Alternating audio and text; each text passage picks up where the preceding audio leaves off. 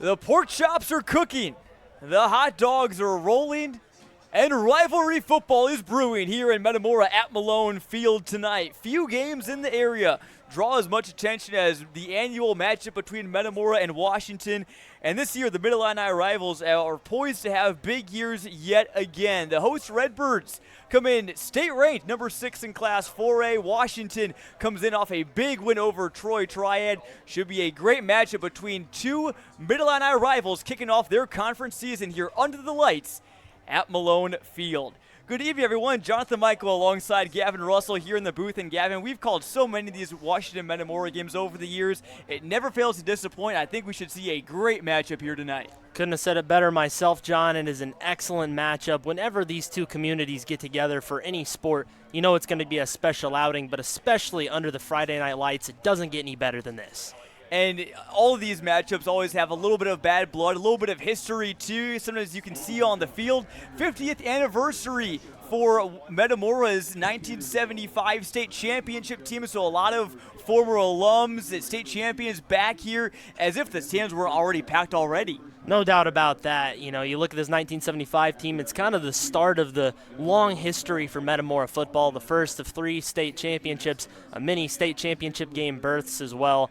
Just a special time, though. Both sides are packed. I think they're parking down in Germantown Hills for this one. There's really no spots left. Standing room only. This is exactly what you want from a Week 3 football game in the Mid-Illini Conference.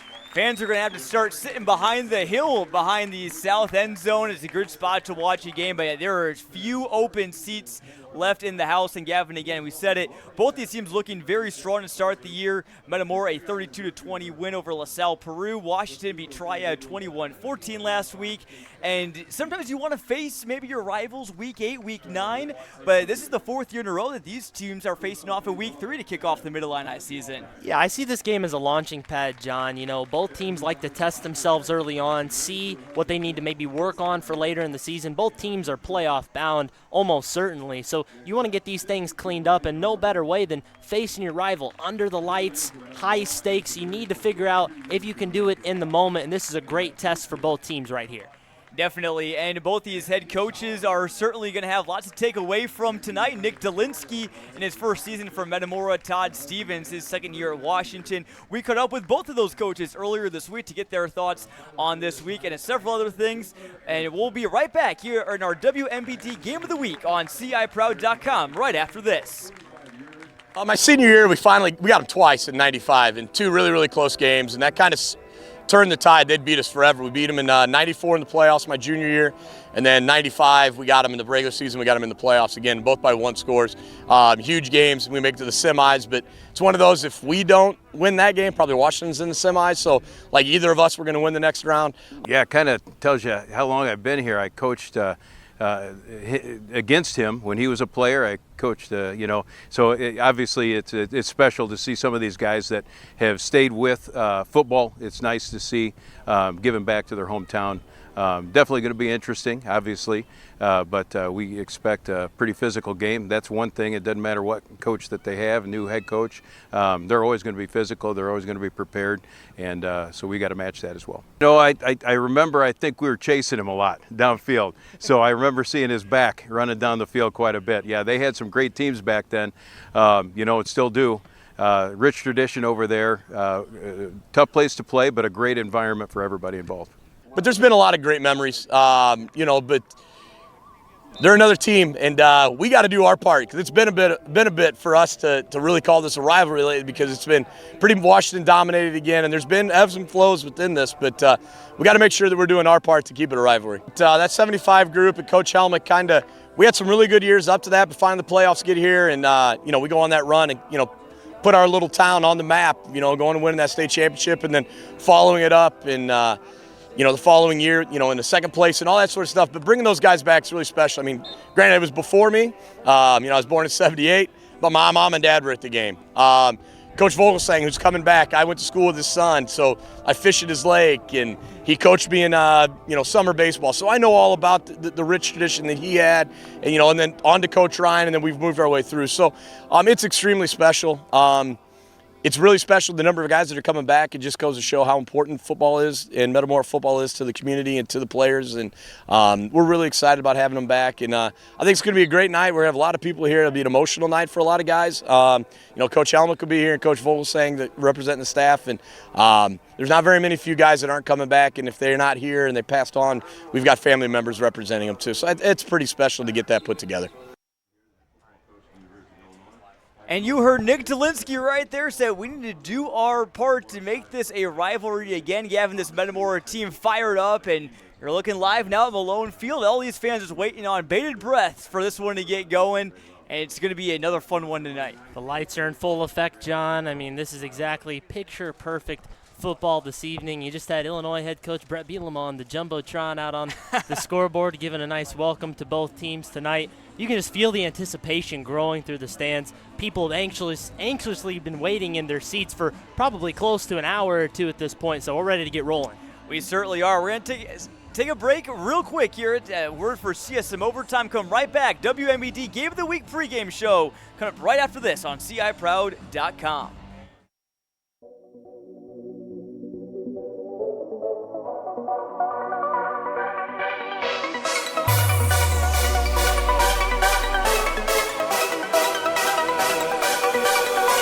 Central Illinois, we're going to overtime.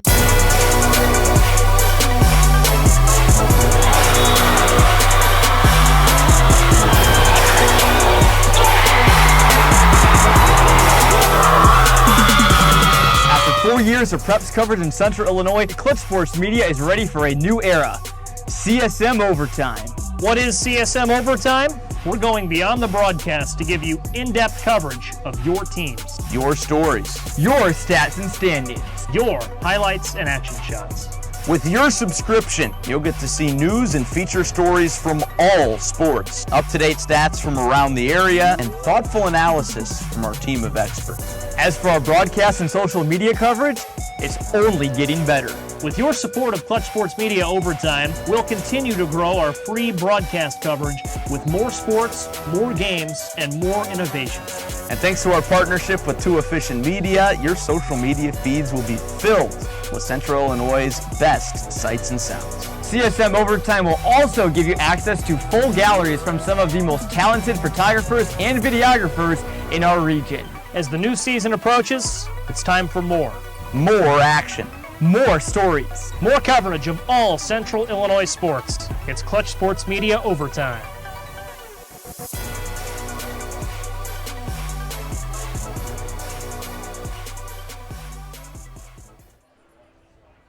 Welcome back to Malone Field in our WMBD Game of the Week, powered by Clutch Sports Media. I'm Jonathan Michael alongside Gavin Russell.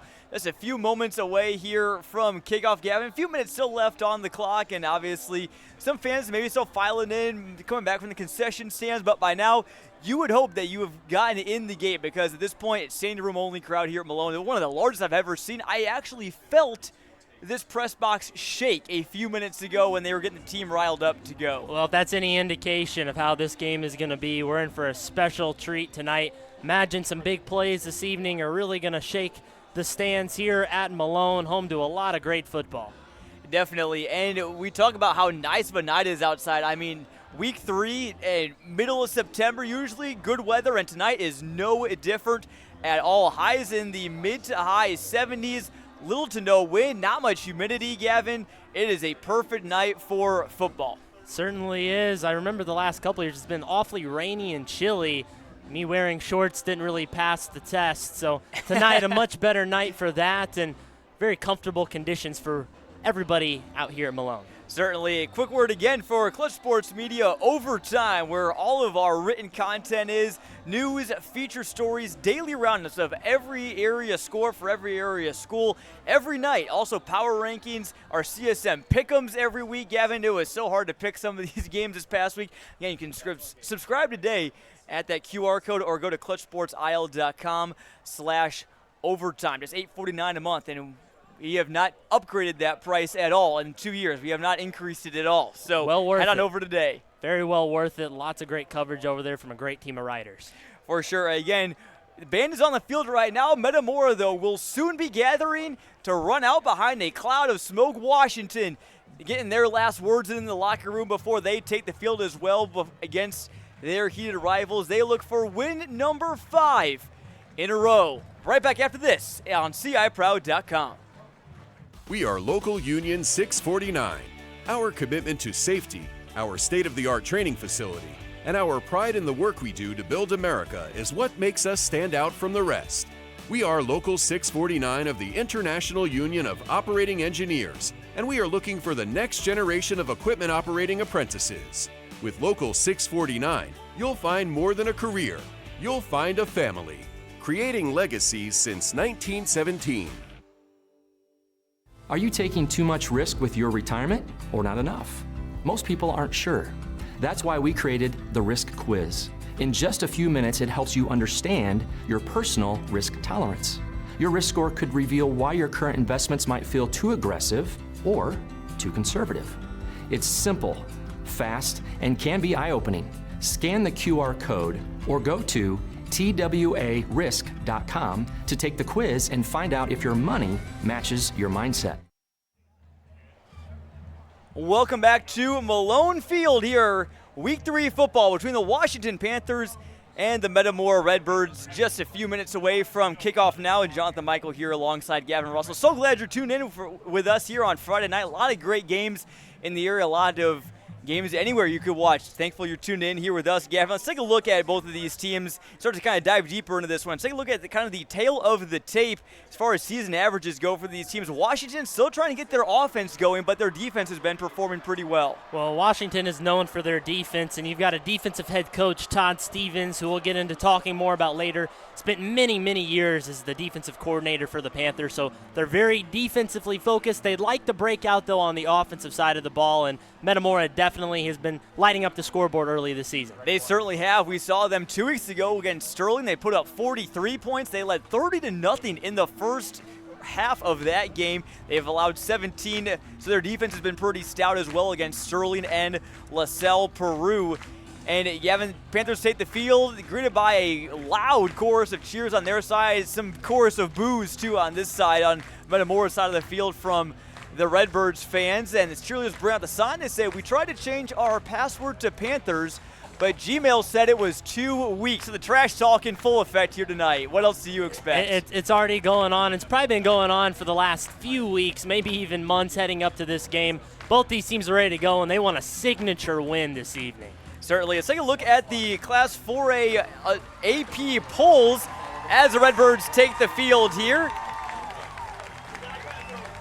Metamora, number 6 in Class 4A. Gavin, it's a one-spot jump from last week. They were in 7th, and again, Metamora in 4A. It's still taking some getting used to it. We don't know for certain, but certainly a team that many people in the state have their eye on. Well, for good reason. You know, that's pretty much an annual thing for the Redbirds, and very, very nicely they've played so far this year, but probably, no doubt, their biggest test yet comes this evening. And as for Washington up in Class 6A, they were receiving votes this week. They did not after their loss to Niles Notre Dame in week 1, but they got back there with a win against Triad last week. That Triad team is, one that's always very good down near the St. Louis area, and that's no slouch of a win at all against a very large Triad team, Todd Stevens was saying. No doubt about that. You look at the Panthers competition, they always want to play playoff caliber teams early on in the season. They don't want to take it easy. They're willing to sacrifice maybe one loss in order to find themselves getting better, finding out the things that they need to work on, and they certainly did that, coming out with a very respectable 1-1 in the first 2 weeks. And let's take a look at our key players to watch tonight, Gavin. We're going to be watching 44 in white tonight. That's Will Freeman, returning starter for the Panthers, plays running back and linebacker. Last year he was a fullback. Now he's made the transition into essentially a full-time tailback for the Panthers. One of the best two-way players in Central Illinois. Already compiled 310 yards and 3 touchdowns this season for Washington. He can really do it all. Plus, he's going to fly around on defense. He's going to stuff you as a linebacker. You saw he had 3 tackles last week, but look at that, 18 rushing attempts, 151 yards, and a touchdown as well. And for Metamora, as they go into their swag surf on the sidelines, we're looking at that guy, number 49, Caleb Morrison, a returning starter and captain at linebacker. One of the hearts and souls of this team. He had 6 tackles to lead the Redbirds in their win last week against LaSalle Peru. You need a good defensive leader like this, especially against a team like Washington that is very heavy on the run, and they can break away. They put up some big numbers in recent years, so the Redbirds would like to stifle that. Certainly, we'll get more into our keys to the game once we kick off here, but it will be Panther football to start, so we will be seeing probably a dose of Freeman to get going. So the Redbirds are all set to kick off. It'll be, looks like Graham Bittner to kick it away, number 26 for the Redbirds. 3 men back deep at the 15 for the Panthers. And again, meeting number 67 between these two schools. Metamora leads the all-time series 34-32. Trying to win one back here tonight. A little bit of a squib kick bouncing near the sideline off of a Redbird helmet.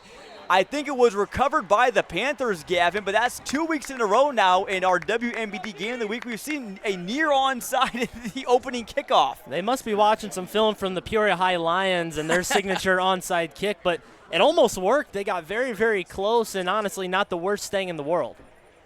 So Washington will have okay field position. Again, that ball, I think, bounced off of the crown of a Redbird's helmet right there. So not really an onside kick, not really a squib kick, kind of a little bit of a halvesies kick there. Washington takes over the 29, led by sophomore quarterback Noah Garcia. He'll hand off to Will Freeman, breaking through the line. There goes Freeman! First play of the game. Will he take it? Tripped up at the 10, but that is a gain of 61 for Will Freeman. Wow, that's all I can say. I mean, hopefully everybody was settled into their seats because the fireworks are already starting. That's exactly what he can do. He can burst through a hole, any size gap on the offensive line. He's going to break through, and he can get big yardage. Redbirds are lucky he didn't go all the way for a touchdown. A bit of deja vu there. Freeman took the opening handoff 77 yards for a touchdown last week. Nearly did the same there as the Panthers already in the red zone. A handoff, ball is on the deck now.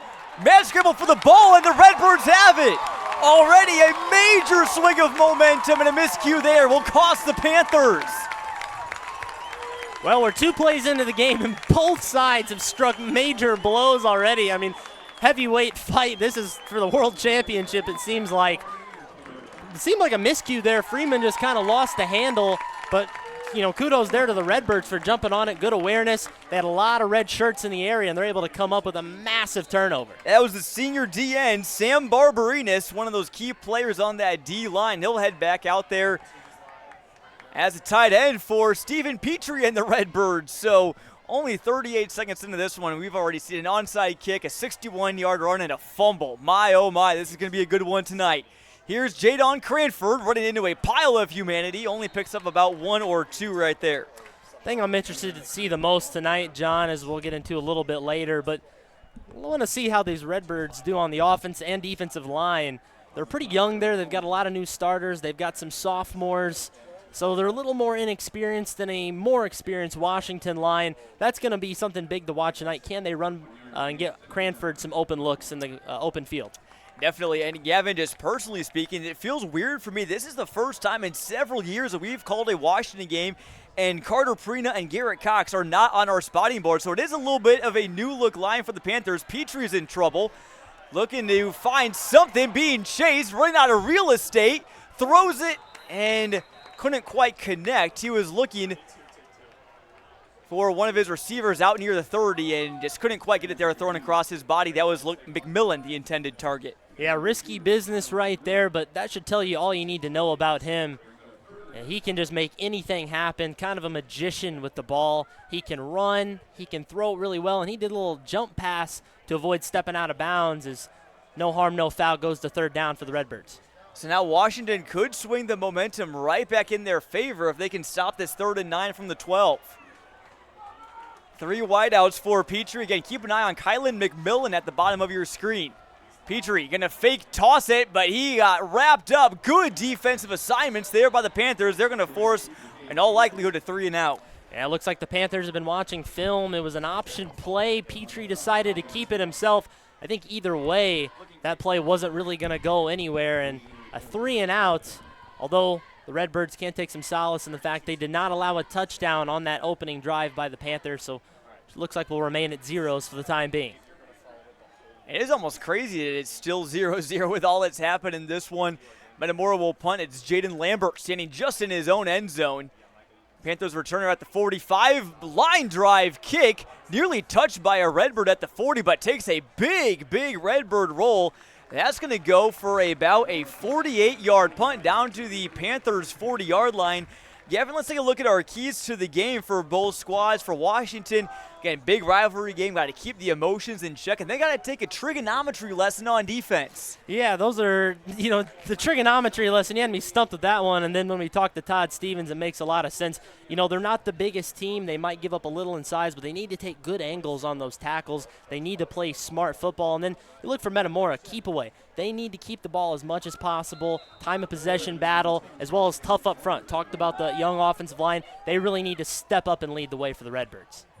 Both of these teams are well accustomed to long clock chewing drives, but neither one of them has put one together so far. Here's Freeman running into a few men off to the right side, picks up about 3.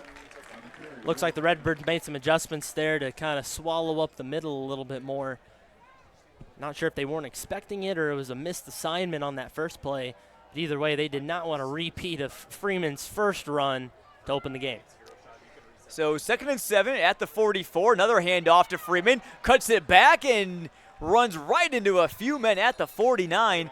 Redbirds were ready there. Aiden Wallace, one of a few in on that tackle. I think what makes him so good right there is, the Redbirds had his first path completely locked up. Great field vision to make that cut back early enough to get to some open field to find a little bit of yardage. It's about chewing off some of those yards, keeping the ball moving. That's exactly what the Panthers like to do in their offense.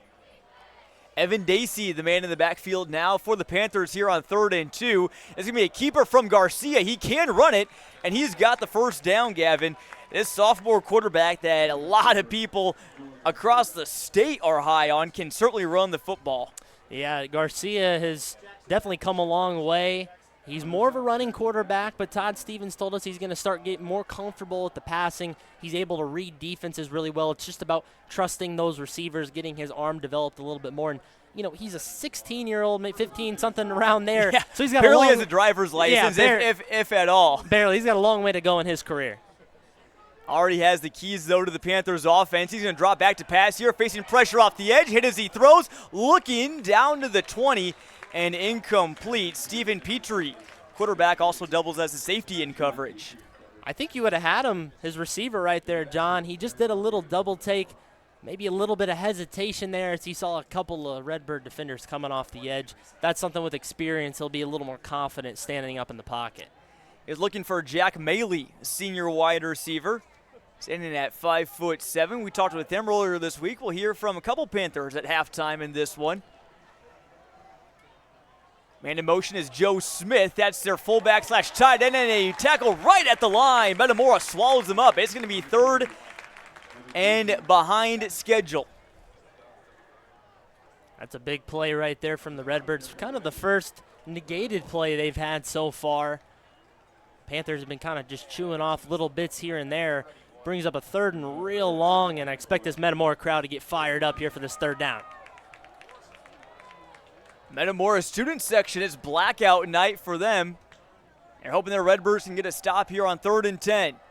Garcia out of the shotgun has 4 wide receivers. Protection is good, looking for a man. Airmail just a bit.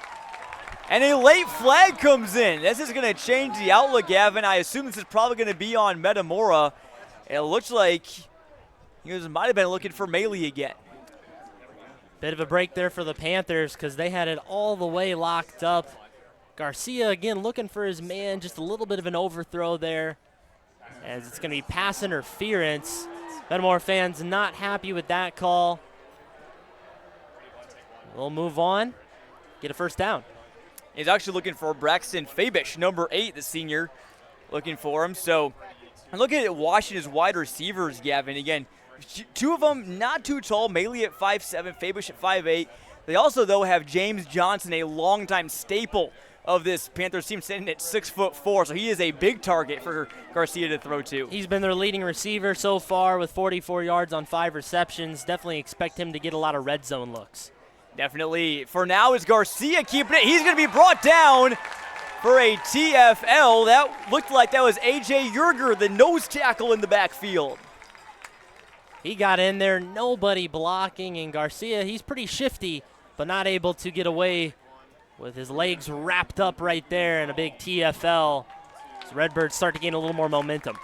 Yerger going to be a big player for this Metamora team. He's just a sophomore at 6'1" and 250 pounds. Also throws shot put and discus for their track and field team as well. 2nd and 15 now from the 37.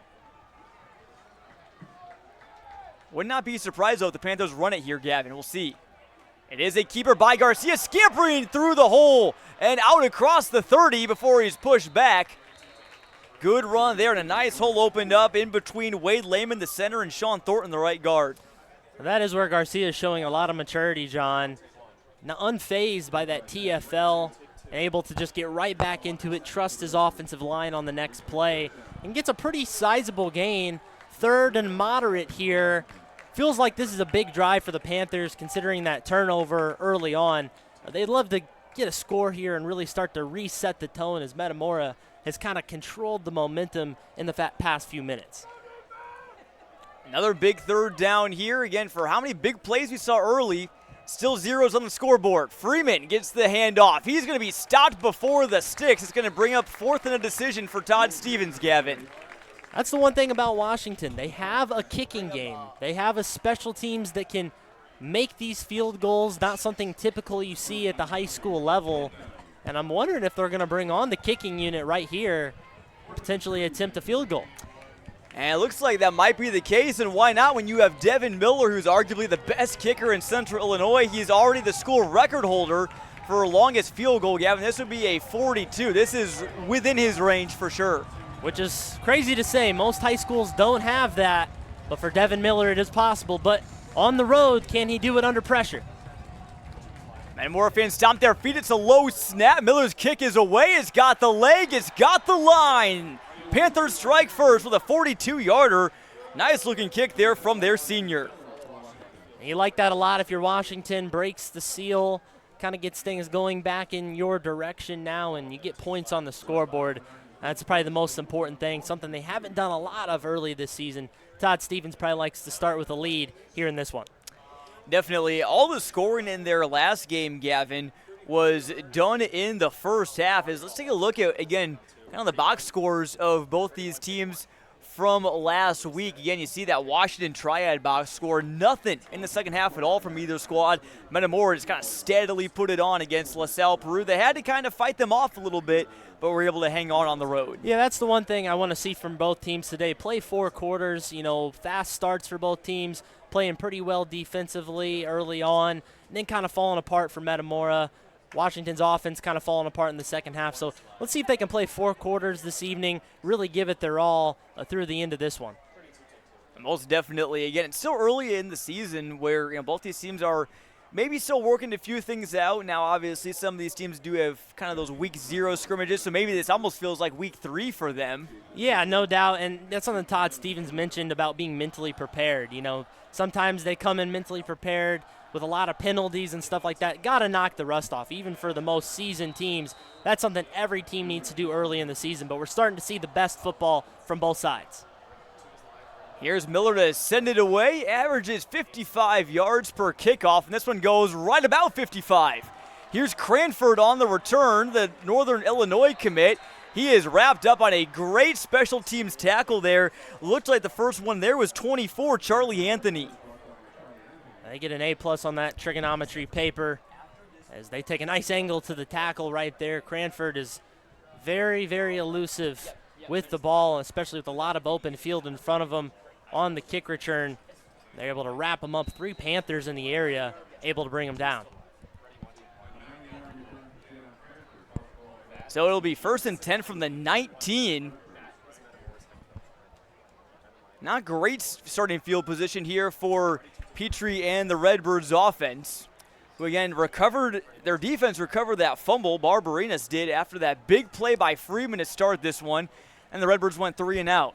Here's a screen pass. It's Jason Pickles on the reception, and he is tackled right there by a pair of Panthers. That's Westerfield, and it looked like Caden Rickey got in there as well.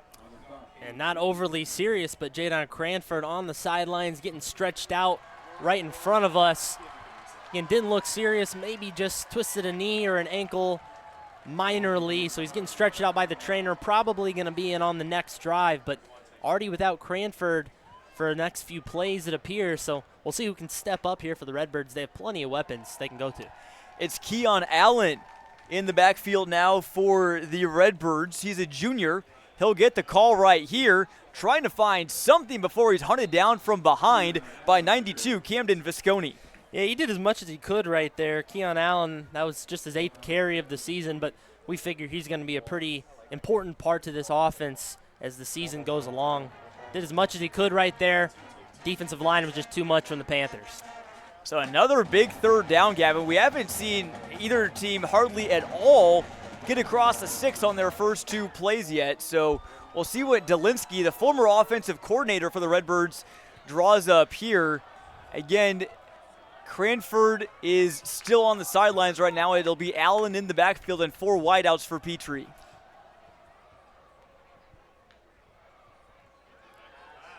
Here's a screen pass. It's going to Allen. He's got a few blocks, cuts it back to the left. He's got a first down. They can't bring him down. Out to the 37, and the screenplay works out perfectly for the hosts.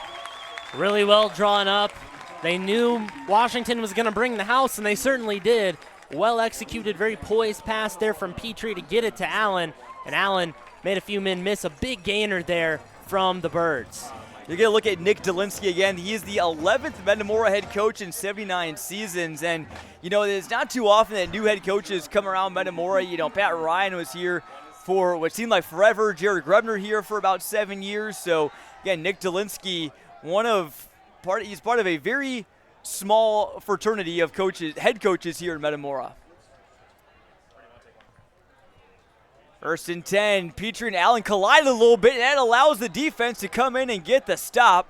That was 72, Marquand Young, the big junior D tackle. I think Allen was just kind of surveying the field and saw a lot of white jerseys getting up in front of him, hesitated a little bit and didn't go anywhere. But you go back to that coaching matchup, John. What a matchup this is between these coaches. You know, you've got a former defensive coordinator, former offensive coordinator, both longtime staples of this program, just storybook almost, and now they're going against each other on the big stage here on Friday night. 2nd and 13 after that big tackle for loss. We've seen a few of them already. Washington loading the box here on this play. Now Freeman backs off. Petrie running to the left side after a fake, and guess who was right there? It was Will Freeman.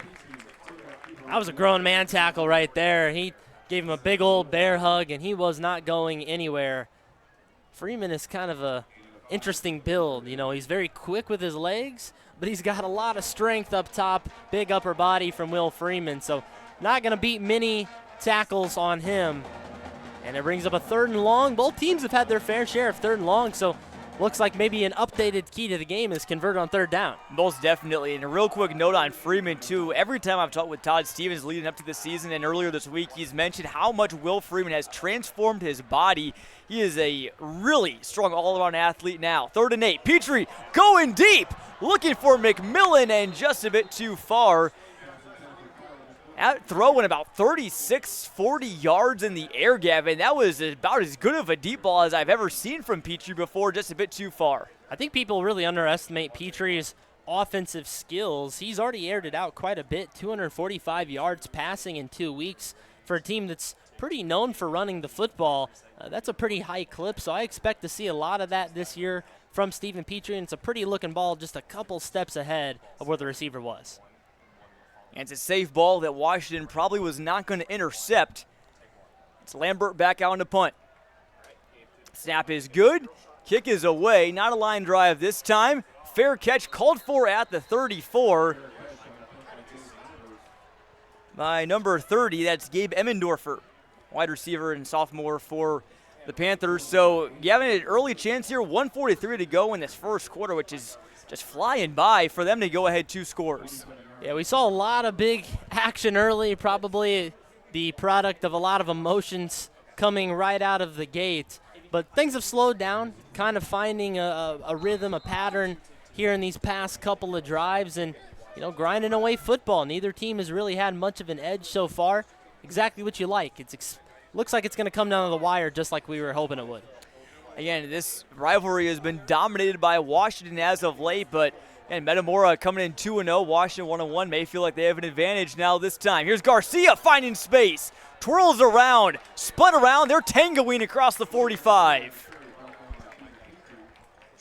It's so tricky. The 2 ball carriers, the quarterback and the running back, they're able to do a lot in that running game. Take a look at Todd Stevens, head coach for Washington, 9-4 in his second season. Won his only matchup as a head coach against Metamora, but he's been on this staff for a long time, Gavin, just like Nick Dolinsky. Yeah, he certainly has. He's talked about how special this matchup is, and he knows just how fired up both communities are. He said he wants a good, clean football game, and he knows the Metamora Redbirds do as well. So 1st and 10, another give for Freeman. He's down to about the 50 before he is wrapped up there. That was Jackson Backus on the stop there for the Redbirds. Again, another sophomore on that D-line, Gavin. You look at this Metamora defense, a few seniors, Barbarinas, Morrison, McMillan, Cranford, but 7 sophomores and juniors in the starting lineup. Yeah, they're a pretty young team, which definitely bodes well for Nick Dolinsky. This is going to be a team that comes back. Garcia managing his way across the 47 up to about the 46. Another 3rd and short as time ticks here in this first quarter. I think Washington's getting exactly what they want right here. They're chewing time off the clock, trying to win that time of possession. Redbirds really need a big 3rd down stop, and it appears that they'll get an opportunity to talk it over for a little bit longer as we're heading to the end of the first quarter. Well, just like we talked about right at the start of the broadcast, the hot dogs are rolling on the grill and Washington rolling down the field here as they try to extend their 3-0 lead after the first quarter in the 67th edition of the Battle of the Blacktop. Right back after this, you're watching Clutch Sports Media and our WMBD Game of the Week. Looking for a getaway close to home? Discover Mackinac Valley Vineyard, wine country in your own backyard. Sip handcrafted wines on the wraparound deck. Take in stunning views of the rolling countryside and make memories that last a lifetime.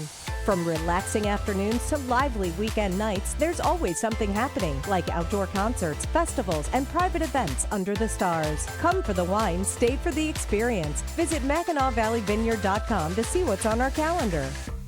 Happy birthday from Alexander Steakhouse. Come celebrate your birthday with us and you'll get a free dessert and up to a $20 credit on your meal. For details or reservations, call Alexander Steakhouse in Peoria or Normal. At Alexander Steakhouse, we're more than steaks, we're entertainment. Pick one of our hand-cut steaks, cook over the open grill, or have us prepare it for you. Steaks, seafood, chicken, and Central Illinois' best salad bar. Alexander Steakhouse, where the best cook is you. Welcome back to Malone Field. Panthers are driving 3rd and 2, and it is a first down for the men in white. Kind of a quick snap, Gavin, just came right back, and boom, Panthers already moving the chains. Weren't wasting any time. I think they already knew what they were going to go with before the quarter even ended. Run up the middle has been their bread and butter. And again, it's just every Washington team we've seen over the last few years, again, it just seems like they all kind of look the same. They just like to run the football right up the gut. It almost looks like a small school team, just run the football right up the middle, just wear you down. But it's worked for Washington even at the Class 6A level. If it ain't broke, don't fix it. Teams just can't seem to figure it out. 1st and 10, Freeman scurrying down. He's close to the sticks. That's a pickup of about 9. Gavin, he has just been a workhorse so far. And again, last year, most of the carries went to Hunter Reed, and now, Freeman got a few. Now he's, kind of the 20-carry guy, bell cow. Yeah, they just kind of keep moving the line, It's next man up sort of mentality. And, Washington has some other guys in the hopper. They got a lot of guys, but Will Freeman just so good can't help but give it to him as much as humanly possible, especially the clip that he's able to produce. Washington's linemen start to find their groove as well, opening up some holes. And it's another carry. Freeman shot out of a cannon. Down across the 15. Freeman into the end zone, stretching across. 9-0 Panthers. And all that right there created by great scheme on the offensive line. They basically took the whole defensive line and took it to the right. And Will Freeman went to the left. So kind of the Red Sea parted in a way right there. And he was able to get into the end zone for the first touchdown of the game. And Freeman, he looked like it, just your typical quick tailback, not so much like the bruising fullback right there. His speed on display as he runs in 4-6. Here's Miller's point after, and it's a bit low, but it's good enough. And Washington takes a 10-0 lead. And that's exactly how you wanted to start this second quarter. Not even 2 minutes in, you're already putting points up on the scoreboard and kind of silencing these last couple drives. The Metamora crowd, not a lot to get into, so the Redbirds looking for a big defining play. We'll see if Jadon Cranford can get back in there, and it looks like he will.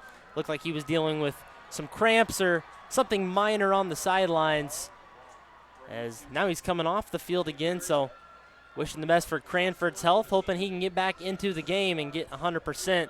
Redbirds are going to need him. For sure, and again, Cranford, during the past track season, he had a phenomenal year. Again, state champion in the indoors, 60 meters, ran it in 6.7 seconds. That's an amazing time. And, he's kind of a straightaway guy for the most part in track. I heard from Nick Delinsky, he likes to run the 100 more than the 200, because in the 200, you gotta round that corner, and especially on a condensed indoor track, sometimes that corner comes a little bit quicker and it led to his hamstrings kind of tightening up at some points as well. So again, Cranford, big key for him is just keeping him healthy and cramp free. Yeah, that's exactly what most guys of his caliber need to do. Really not a lot else for them to change except don't get hurt. Now the Orange Crush student section making some noise across the way, and they'll watch Miller boot it near the end zone. It's going to go out of the end zone for a touchback. That'll chalk up a point for their special teams. Gavin, that's something that Todd Stevens said that they really needed to nail this week.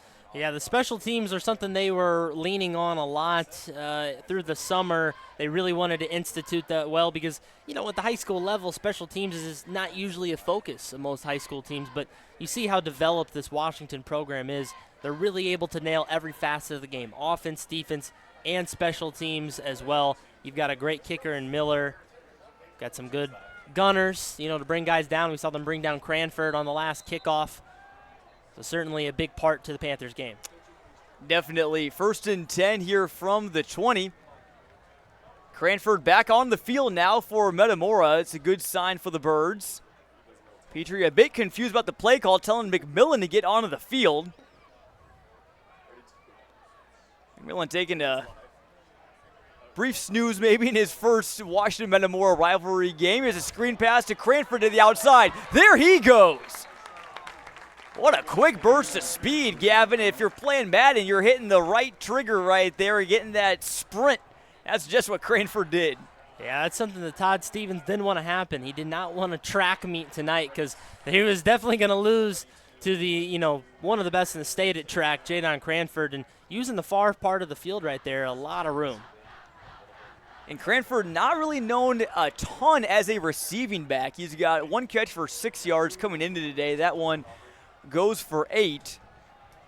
Set up a second and manageable, and at least Washington so far doing a better job of converting on those third downs when they come up and getting ahead of the sticks. Petrie, a keeper, wrapped up behind the line. A pack of hungry Panthers bring him down. And to be honest with you, though, right there, John, I don't think that was supposed to be a keeper. I think that may have been a little bit of miscommunication, maybe an option play that Petrie wasn't 100% decided on. Looked a little unsure on that carry and then got swallowed up. Not enough time to make a move against the Panthers. And their D-line, Joe Smith, Marquand Young, Wade Lehman, Mason Phillips having a good start to this one. And Gavin, it feels like this has got to be one Metamora has. Otherwise, you run the risk of Washington going up 3 scores in the first half and having it be just like what the last few rivalries have been. Yeah, we'll see if the Redbirds rather can curb this a little bit. Petrie backsteps, airing out a deep ball. Is right into the hands of a Washington defender. Intercepted by 5, Owen Klein, the safety, playing center field and picking it off. I think Petrie had the right idea right there. He kind of got knocked off balance as he threw the football and ended up right between both of his receivers, right to the man in white. That is Owen Klein, as you mentioned. He's a big player. Todd Stevens very fond of on their defense. Really just a good all-around player for them, and a big swing. Both teams with 1 turnover apiece in this one. That's going to put a lot of pressure now on this Metamora defense, Gavin. I mean, at this point, what's going through their heads right now? You know, you've seen Washington make big leads in this rivalry game, and now a lot of pressure on you to make a stop here on this drive. I think they know this is our time, and you got to do something big. Garcia looking to do something big, looking deep, in and out of the hands of Johnson. He bobbled it against his chest pads and just fell incomplete, but that, again, a good-looking ball from the sophomore Garcia. If you talk to James Johnson, that's going to be one he says he wants to catch. However, I think it was really good coverage there by Metamora, draped all over him, legal play, not a lot of contact, just kind of in the area. And that ball from Garcia had a pretty arc on it. And talk about Noah's arc right there. You're having a little trip back to Sunday school there. Noah Garcia's career arc is looking very good. 21 touchdowns, 2 picks on the freshman team last year. He's already attended multiple D1 camps in the summer, so big future for him. Second down, here's Freeman. Picks up nearly first down yardage. Yeah, I think we know Noah Garcia can throw the ball, and Washington does too. They're just trying to really execute. When it comes to the running and passing game, Todd Stevens' mission is they want to be able to pass the ball when they choose to, not because they have to. You know, they don't want to get backed up into a 3rd and long position where they have to air out the ball and take that risk. Or rather, they want to do it to maybe take a big shot, a big momentum shift as they feel it is appropriate. So we see Garcia throwing a ball like that. He's going to throw a lot more of those in his career, and a lot of them are going to get completed over the next couple seasons. Definitely, and I think, too, Washington's doing a good job of being able to pass when they want to tonight. They've been ahead of the schedule as we get a pre-snap whistle. It's going to be a timeout, I believe, on the Panthers. You haven't not many penalties for both these squads so far tonight. No, penalties are really generally not an issue. Both pretty disciplined teams, but once again, that's something, are they mentally prepared for the game? That's usually a big difference maker. If you're mentally prepared, you don't see quite a few of those penalties happen, the false starts and things like that. So they'll talk it over here on 1st and 10 from the 45. 8:08 to go here in the second quarter. Glad you're with us here in Clutch Sports Media's WMBD Game of the Week alongside Gavin Russell. I'm Jonathan Michael. And Gavin, again, the start of this game, for those of you just tuning in, was something to behold, and hopefully you were here for it. If not, might be able to show you some highlights later on our social media channels. Clutch Sports Media, by the way, on Instagram and Facebook. Clutch Sports IL on Twitter or X, however you want to call it. But again, near onside kick for Metamora. Washington recovers it, and Will Freeman nearly a house call and fumbles on the next play. Yeah, a lot has happened so far. I think both teams have settled down, but Washington's been just slowly pulling away. Here's a toss out to Freeman, wading his way through tacklers, and he picks up about 8 or 9. And Gavin, that's about become the average the last few times for him. Metamora's got to find an answer. Panthers need to hire somebody to count his broken tackles alone. That's going to be a busy job. I counted about 3 right there. You really can't bring him down. It's going to take a lot of Redbirds to get over there and bring him down. Need that gang tackling, everybody to the football mentality. Otherwise, it could be a long night for the boys in red. Here's a 2nd and 1. Handoff, and they stopped him short right there. A good push.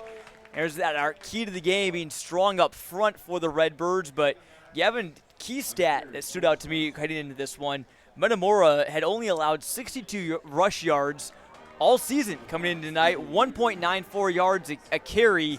Washington having their way at least a little bit more so far. Yeah, and I think that a lot of that might just be Metamora, really dominating both of their two opponents early, but now it kind of becomes a chess match with the schemes on the D-line. There's a lot more that goes into it than just bodies hitting each other up front.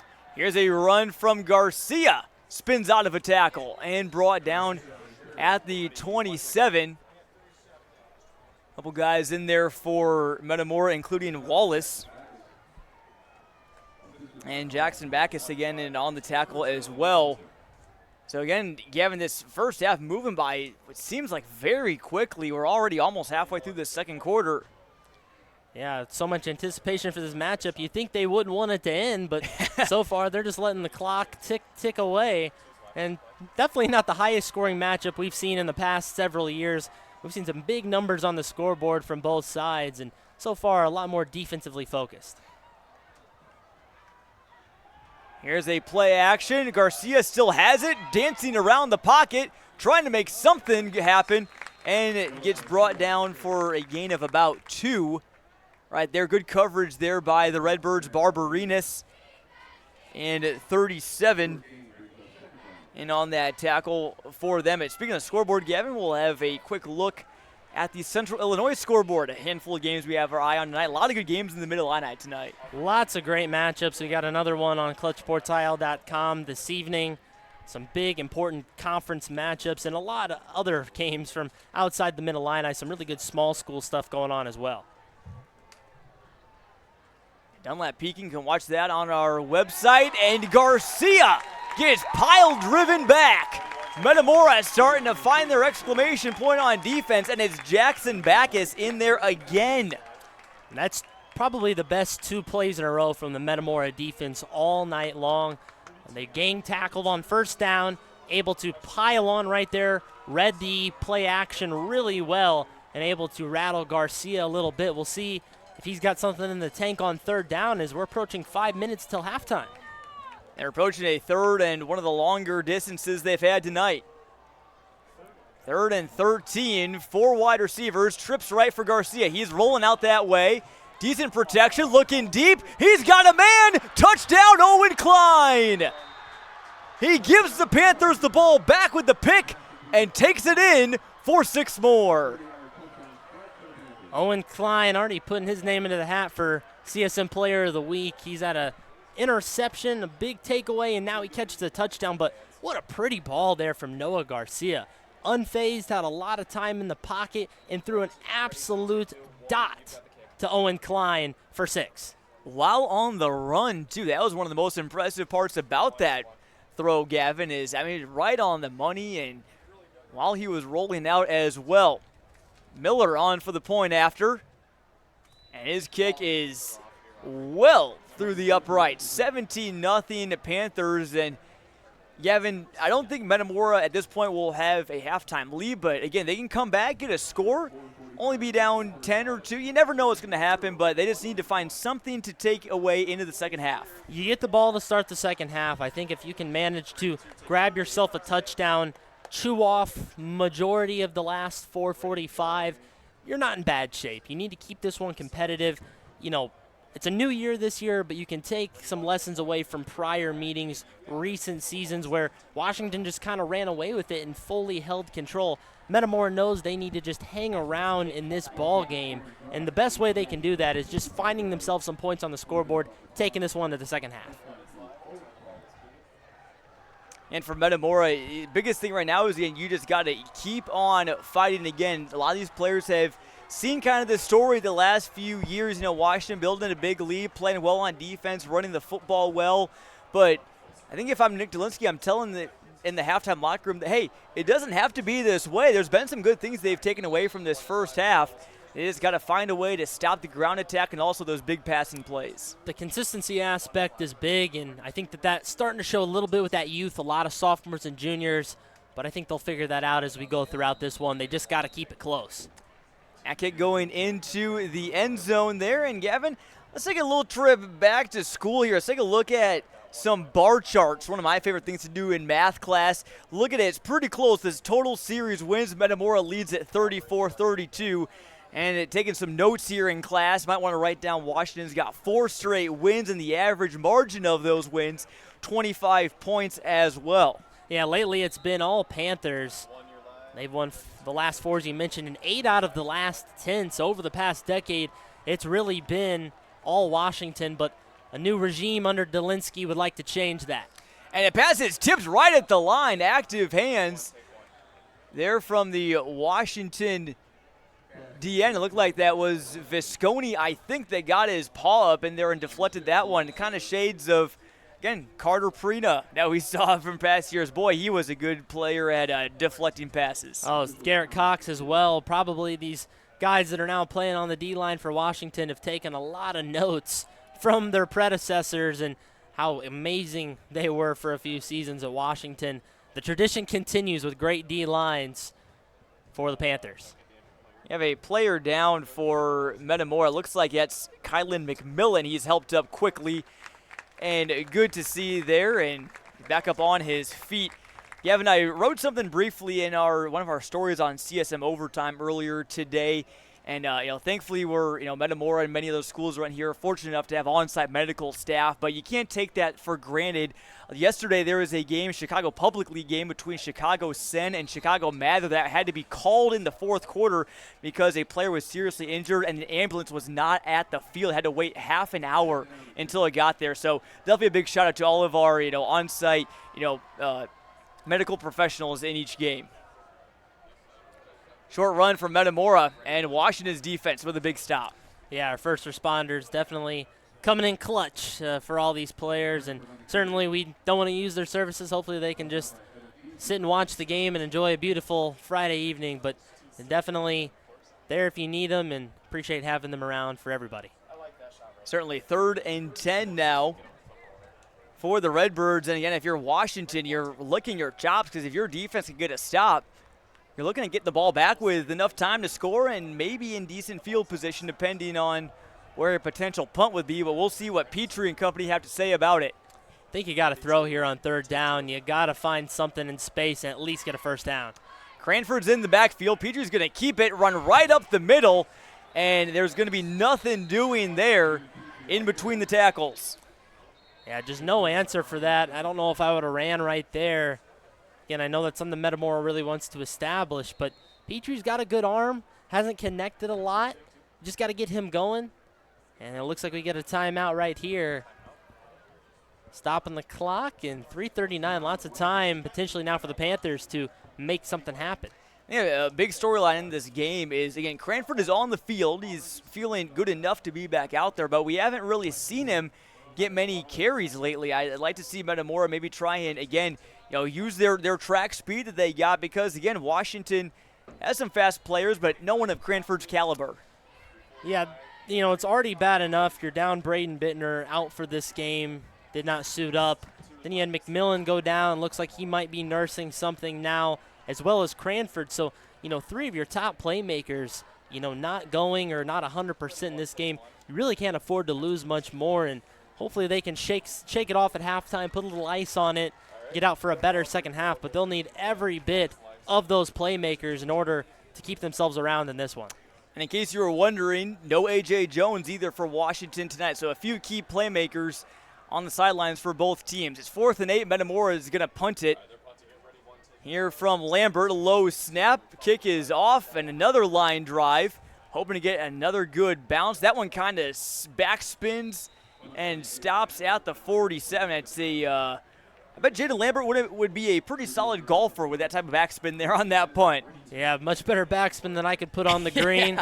Don't really have much of an irons game myself, John, but, kind of the point now for Metamora is try to take a moral victory away. See if you can get a stop, maybe even force another turnover. We saw that earlier. They capitalized on a Will Freeman fumble. I know they're hitting hard down there. Maybe they can pop a ball out, a Peanut Tillman punch or something. Maybe Washington gets risky and they can pick them off. Just look for something to change the momentum a little bit heading into halftime. I give you bonus points for the peanut punch, Gavin. Always fun to mention that. Here's Freeman up the middle and runs right into the teeth of the defense, including Yerger. That's a good stop. And I think definitely something that the coaches for Metamora are looking at is let's just figure out a way to stop Will Freeman. If we can do that on a series, maybe force them on a 3-and-out, force them to punt the football, we can start to take that into the second half and find out what works. Because so far, Washington's just had an answer every single time, no matter what Metamora's thrown at them. Substitution for the Redbirds. Mark Eichelman comes out for Jason Pickles. And a player that we've talked about, Gavin, is going to be big tonight with the absence of Bittner, as a false start will move the Panthers back. One of their first penalties of the game. So again, it's hard to beat a team that's disciplined, and Washington has committed few penalties so far.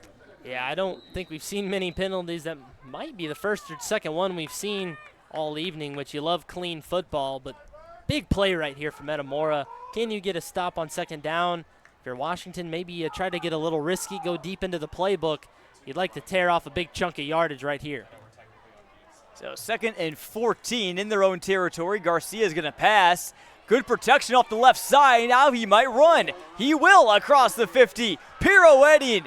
Noah Garcia, the ballerina, picks up a first down for the Panthers. What a run, and great protection on the left side. I think that was Phillips, the left tackle, throwing him a key block. Yeah, the Panthers don't have the biggest offensive line on paper. You'd say, doesn't seem like they got a lot of size up front. Not much bigger than, kind of your average Joe, but really they're just so strong. They're so skilled. They're taught well. A lot of them are wrestlers, as we'll talk about later on.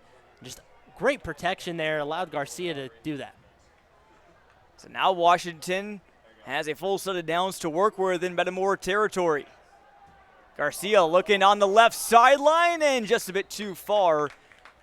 He's done a nice job, Gavin, tonight of not putting balls in too dangerous of spots. Yeah, Cranford had that one all the way locked up.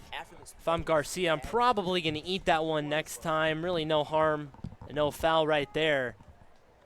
But not a lot that was going to happen on that play with Cranford in the area. But so far, Garcia's looked really nice. A lot more passing from them this week. First passing touchdown of his varsity career. Yeah. Worth noting.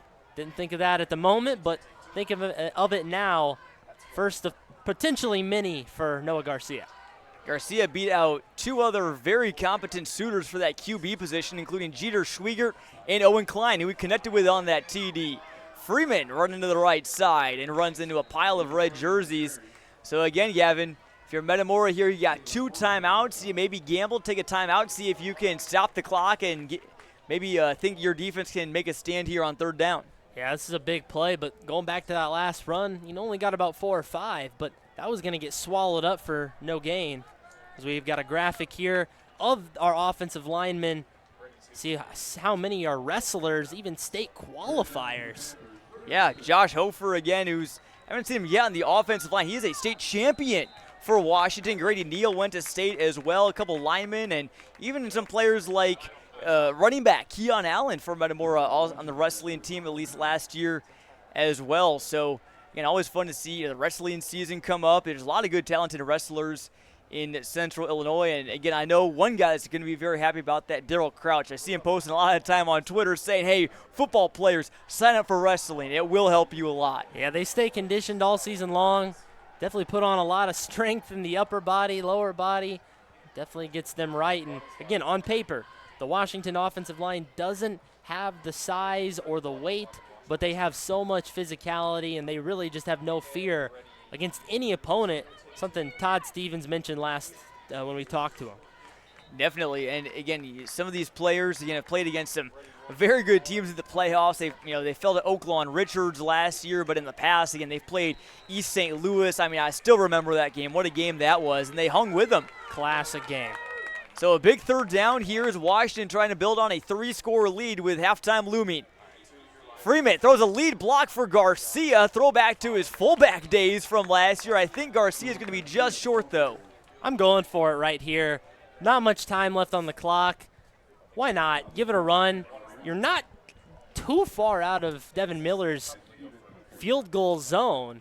So if you can manage to get off a couple more plays, Washington has 2 timeouts left in their back pocket.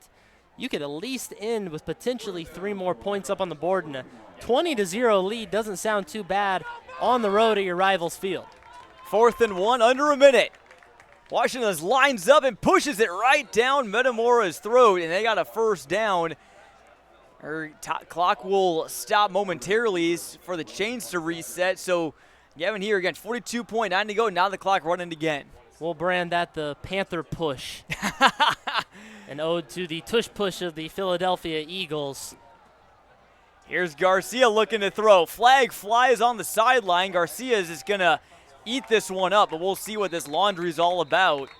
If it stands, it'd be a loss of about 2. I believe it might be a hold, so would be coming back, which may hurt the Panthers' chances of getting a field goal opportunity with 24 seconds left to go. We'll see what the call is. Illegal shift. Yeah, illegal shift on the Panthers. I'll back them up 5. Not as bad as 10. And from where they are currently, if they were to not pick any yards, which, again, probably wouldn't be the case the way that they've moved the ball this first half, it would be well, they waved off the flag, so play will count. So ball will be at about the 30. It's about a 47, 48-yarder now for Miller. Again, stay tuned for halftime. We'll take you around Central Illinois, show you some scores. You have a live look-in as well of our Clutch Sports Media game of the week between Dunlap and Pekin. Garcia going for it all in triple coverage. Did he hang on? No, the ball squirted away. That was his red zone target, Johnson. He had 2 Redbirds in the air, and he threaded the needle. Was just a little bit of a shoestring catch there for Johnson, and a little harder for him at 6'5" to get his hands all the way down to his feet to try and make that catch. Would have been really, really impressive if they're able to come away with it. Brings up a 3rd and long, 13 seconds to go. Are they going to try and kick this ball? I believe they're going to try. They will. This will be a 50-yarder from Miller, which we have to double check the record books. Might be a school record. Again, he already holds it. This is a big one for the Panthers. They have no timeouts left. The kick was partially blocked. Here comes Metamora. Here's a return on the near side. I think that might have been Petrie. I'm not exactly sure who it was. Hard tackle into the sideline. Couple players down. All sorts of things going on there, Gavin. But again, that's something that Todd Stevens wanted to talk about. The snap and the kicking, the special teams have got to be on point, but it looks like there's a hard injury as a kind of collateral damage there. Redbirds running into each other on the sideline, unfortunately. Yeah, you don't love seeing that. Kind of an interesting call, though, to kick a field goal on 3rd down with 2 timeouts left in your pocket. I don't know if – well, they had no timeouts, rather. Scoreboard is not up. All right, I'm looking at the wrong number. A lot of numbers up there. A lot of numbers, far away, typical stuff. Looks like they'll take a knee to end the half. They certainly will, but again, Metamora got to feel good about being able to block that, keep it a 17-point game. But how about the Washington defense, Gavin, pitching a shutout in the first half of action in this rivalry? Yeah, they've held Metamora off the board in their last several matchups. Pretty low-scoring affairs from the Redbirds, and not a lot has changed tonight. We'll see if Nick Dolinsky has something to draw up in a halftime locker room. We'll have plenty to talk about at halftime. We'll break down the first half. We'll also get to hear from some Washington players as well and take you around the area with plenty of scores and a live look into of Dunlap and Pekin. We'll be right back after this in our Clutch Sports Media presentation of our WMBD Game of the Week. Wright's Furniture in beautiful downtown Pontiac provides the highest quality furniture for your home. Kick back and watch the game in one of our cozy recliners or experience a wonderful night's sleep in one of our luxurious mattresses. Visit Wright's Furniture for comfort and quality. Looking for an electrician you can trust? Look no further than the International Brotherhood of Electrical Workers Local 34, in partnership with the National Electrical Contractors Association. From large-scale industrial projects to commercial developments and residential needs, IBEW electricians bring the training, expertise, and professionalism you deserve. Plus, get the added security for your new home with our Plus 5 protection plan. Work with an electrician you can count on. IBEW Local 34 and NECA, building a legacy of training, professionalism, and trust. Peoria Production Solutions is a unique not-for-profit manufacturing company. For over 80 years, our mission is to be the premier employer of individuals with disabilities. We are committed to providing employment, training, and encouragement to people with all types of disabilities. With 300 employees at our 2 facilities, we continue expanding our capabilities and growing our team. We are Peoria Production Solutions. Higher performance, higher standards. Willow Lane Yoga and Wellness is now open at 7800 North Summer, featuring yoga, mat Pilates, reformer Pilates, and our exclusive to the area Fuse ladders. Find out why we're different at willowlaneyoga.com. Champions aren't just made on the scoreboard. They're built through teamwork, leadership, and setting an example that makes us all proud. Turks Collision Center is proud to celebrate the student athletes of Central Illinois because their victories reach far beyond the game. At Bob Grimm Chevrolet in Morton, we're out to sell $20 million of new Chevys in 2025, and we'll do whatever it takes to hit our goal. We'll save you thousands by discounting every new Chevy in stock and giving more for your trade. We'll check all the options to get you the best interest rate, plus every rebate possible to save you even more. When we sell a new Chevrolet, each of the 365 days this year, we stay on track. Will you be the next to make our day and be our one new Chevrolet? The math is simple. One new Chevrolet every day. That's the Bob Grimm way. Passionate, focused, strong, qualities that you look for in a great athlete, and also a great lawyer. At Strong Law Offices, injury law is at the heart of what we do. Our team is on your side. When the game is on the line, let us tackle your claim. We believe solar energy should be as dependable as the sun itself.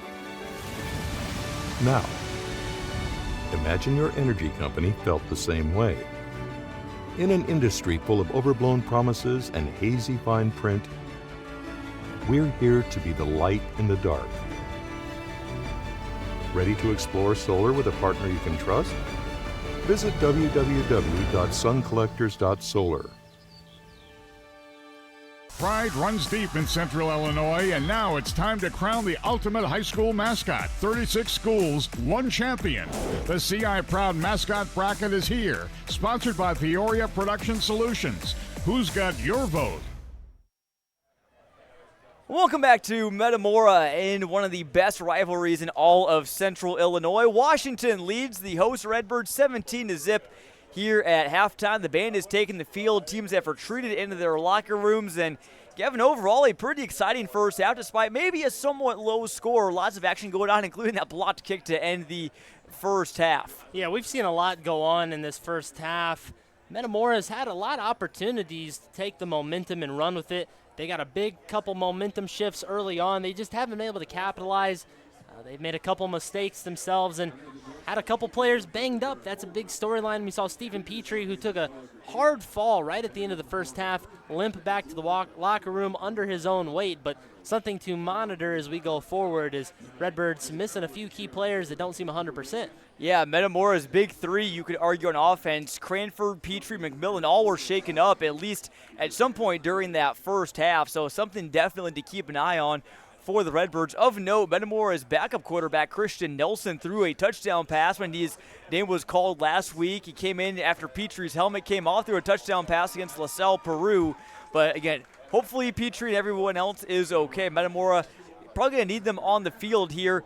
That maybe you find some sparks, from your reserves, maybe in the second half too, if they have to miss any time. That is possible, but I think you want your stars on the field. You want your most veteran guys that have been there and done that. They've taken the lumps. They've seen the success before. I really think for Metamora, it's going to be about airing the ball out, connecting on some of these passes. He hasn't had a lot of time, so as we talked about in our keys to the game, the offensive line has to find another gear for the Redbirds to give Petrie just a couple more seconds, and then they could convert on some of those passes. Definitely. We'll take a quick look here. We caught up with some Washington players, including Camden Westerfield, Jack Maley, and Wyatt Lehman earlier this week to get their thoughts on this rivalry and a few other things as well, including the Panthers' start to the season. We'll be right back after this on CIProud.com. Yeah, we're for sure jacked up, but it's just consistency, doing the same thing that we've been doing the past couple weeks. Just consistency. Really, we just watch film, learn up on them, learn their keys and everything. We just try to find ways to combat that the best way we can. Yeah, definitely after that week 1 tough loss, just in the end, we knew we had to just do better, finish the game better, finish drives, tackle better, just do the little things a little better. We fixed that. Yeah, we just, for a little line at least, we focused on what we messed up the first week and just fixed that and just focused on those little things, and we were able to pull out the win. Well, usually it's a pretty good rivalry. There's a lot of talking on and off social media, and really it's just a great way. Honestly, I think both teams really respect each other because both teams are really good teams, and we both just try to go out there and try our hardest. Rivalries are fierce. We both respect each other, but yeah, it's a game for sure. Well, I mean, football is an unpredictable game. You have no clue what can happen, but we're just going to play Panther football, and that'll hopefully work out best for us. No, we don't really feel any pressure. We just know what we got to do. We don't think about, oh, we got to win. We just go out there and do our thing. And Jack Maley of the Panthers said that, hey, if we just play Panther football, things will probably go our way. And so far, Gavin, we have seen Washington play Panther football, and they're, again, making a pretty darn good run at evening up this all-time series. They could get just one game back overall with a win here tonight. Yeah, it's getting real close, and you think about the past several years, Metamora definitely had a sizable lead before the past decade or so, where the Panthers have really made up some ground on this all-time series matchup. Metamora was obviously just a powerhouse in the late 2000s, early 2010s under Pat Ryan. Washington was no slouch at that point in time. They made 17 straight state playoffs. The Redbirds were just that much better. Now kind of getting a taste of their own medicine right here as the Panthers have really been dominating just a little bit better than the Redbirds have been the last few years. Again, still a half left to play. We never know what Metamora could come out with in the second half. Still a good one brewing here at Malone Field. Glad you're with us here in our WMBD Game of the Week as the band continues to perform. We'll take a quick break and be right back after this on CIProud.com.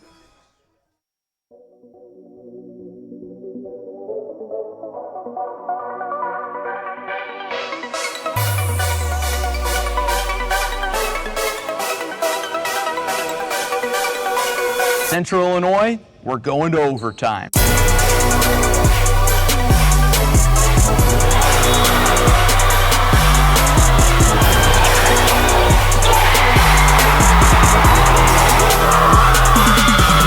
After 4 years of preps coverage in Central Illinois, Clutch Sports Media is ready for a new era. CSM Overtime. What is CSM Overtime?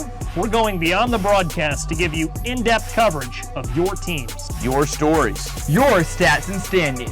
Your highlights and action shots. With your subscription, you'll get to see news and feature stories from all sports, up-to-date stats from around the area, and thoughtful analysis from our team of experts. As for our broadcast and social media coverage, it's only getting better. With your support of Clutch Sports Media Overtime, we'll continue to grow our free broadcast coverage with more sports, more games, and more innovation.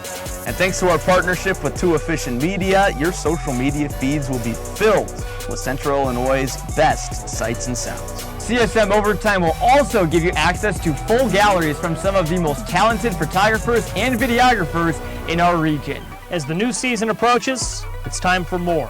More action. More stories. More coverage of all Central Illinois sports. It's Clutch Sports Media Overtime.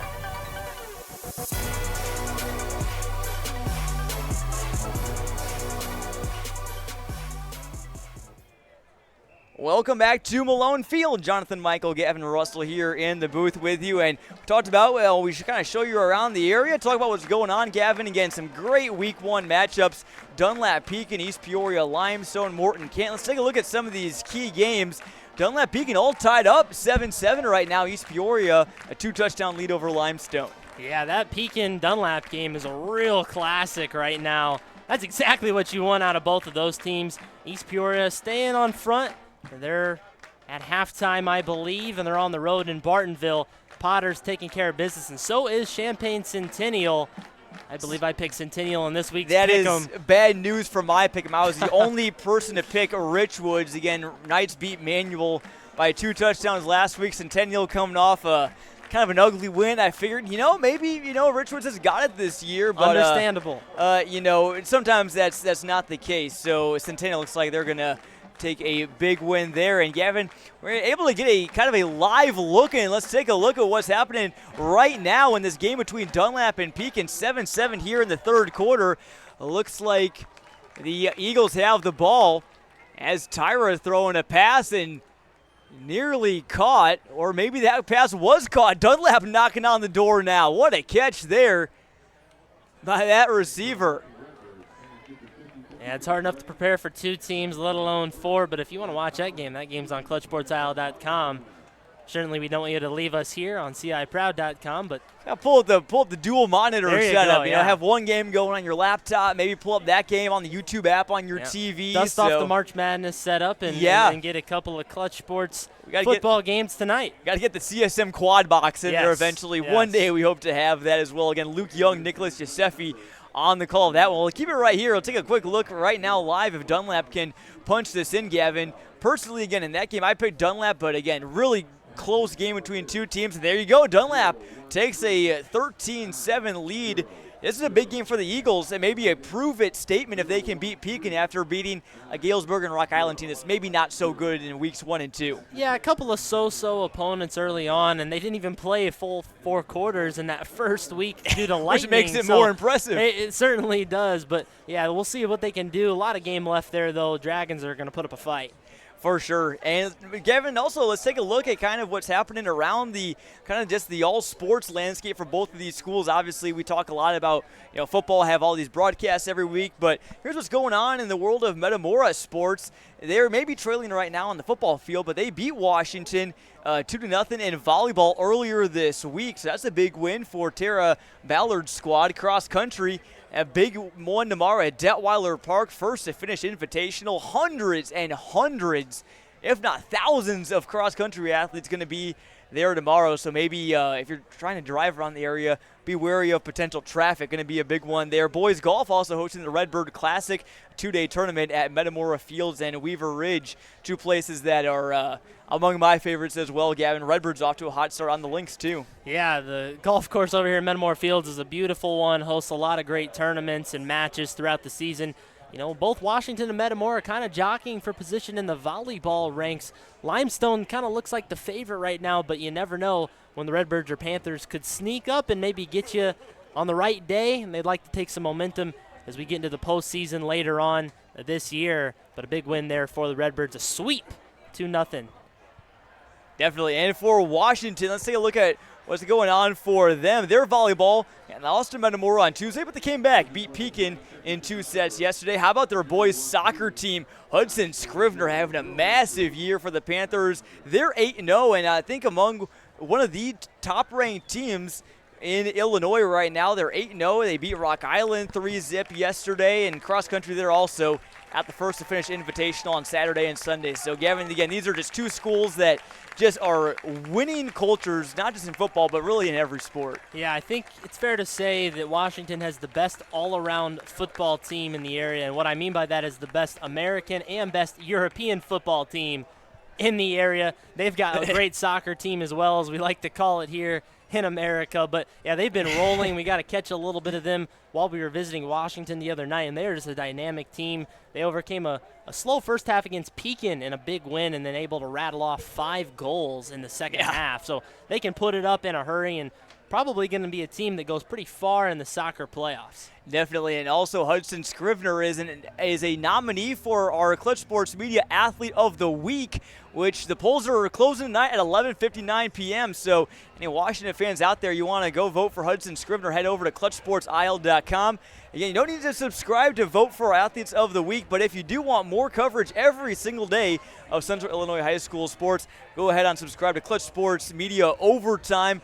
Plenty of stories all about local sports, plenty of Washington Metamora coverage as well. We'll have a story on Washington volleyball player Carly Dawson coming up soon.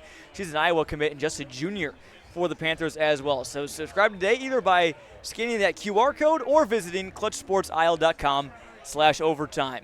So we're going to take one more quick break here in Metamora. Come back with the second half as the Panthers lead at 17-0 here on CIProud.com.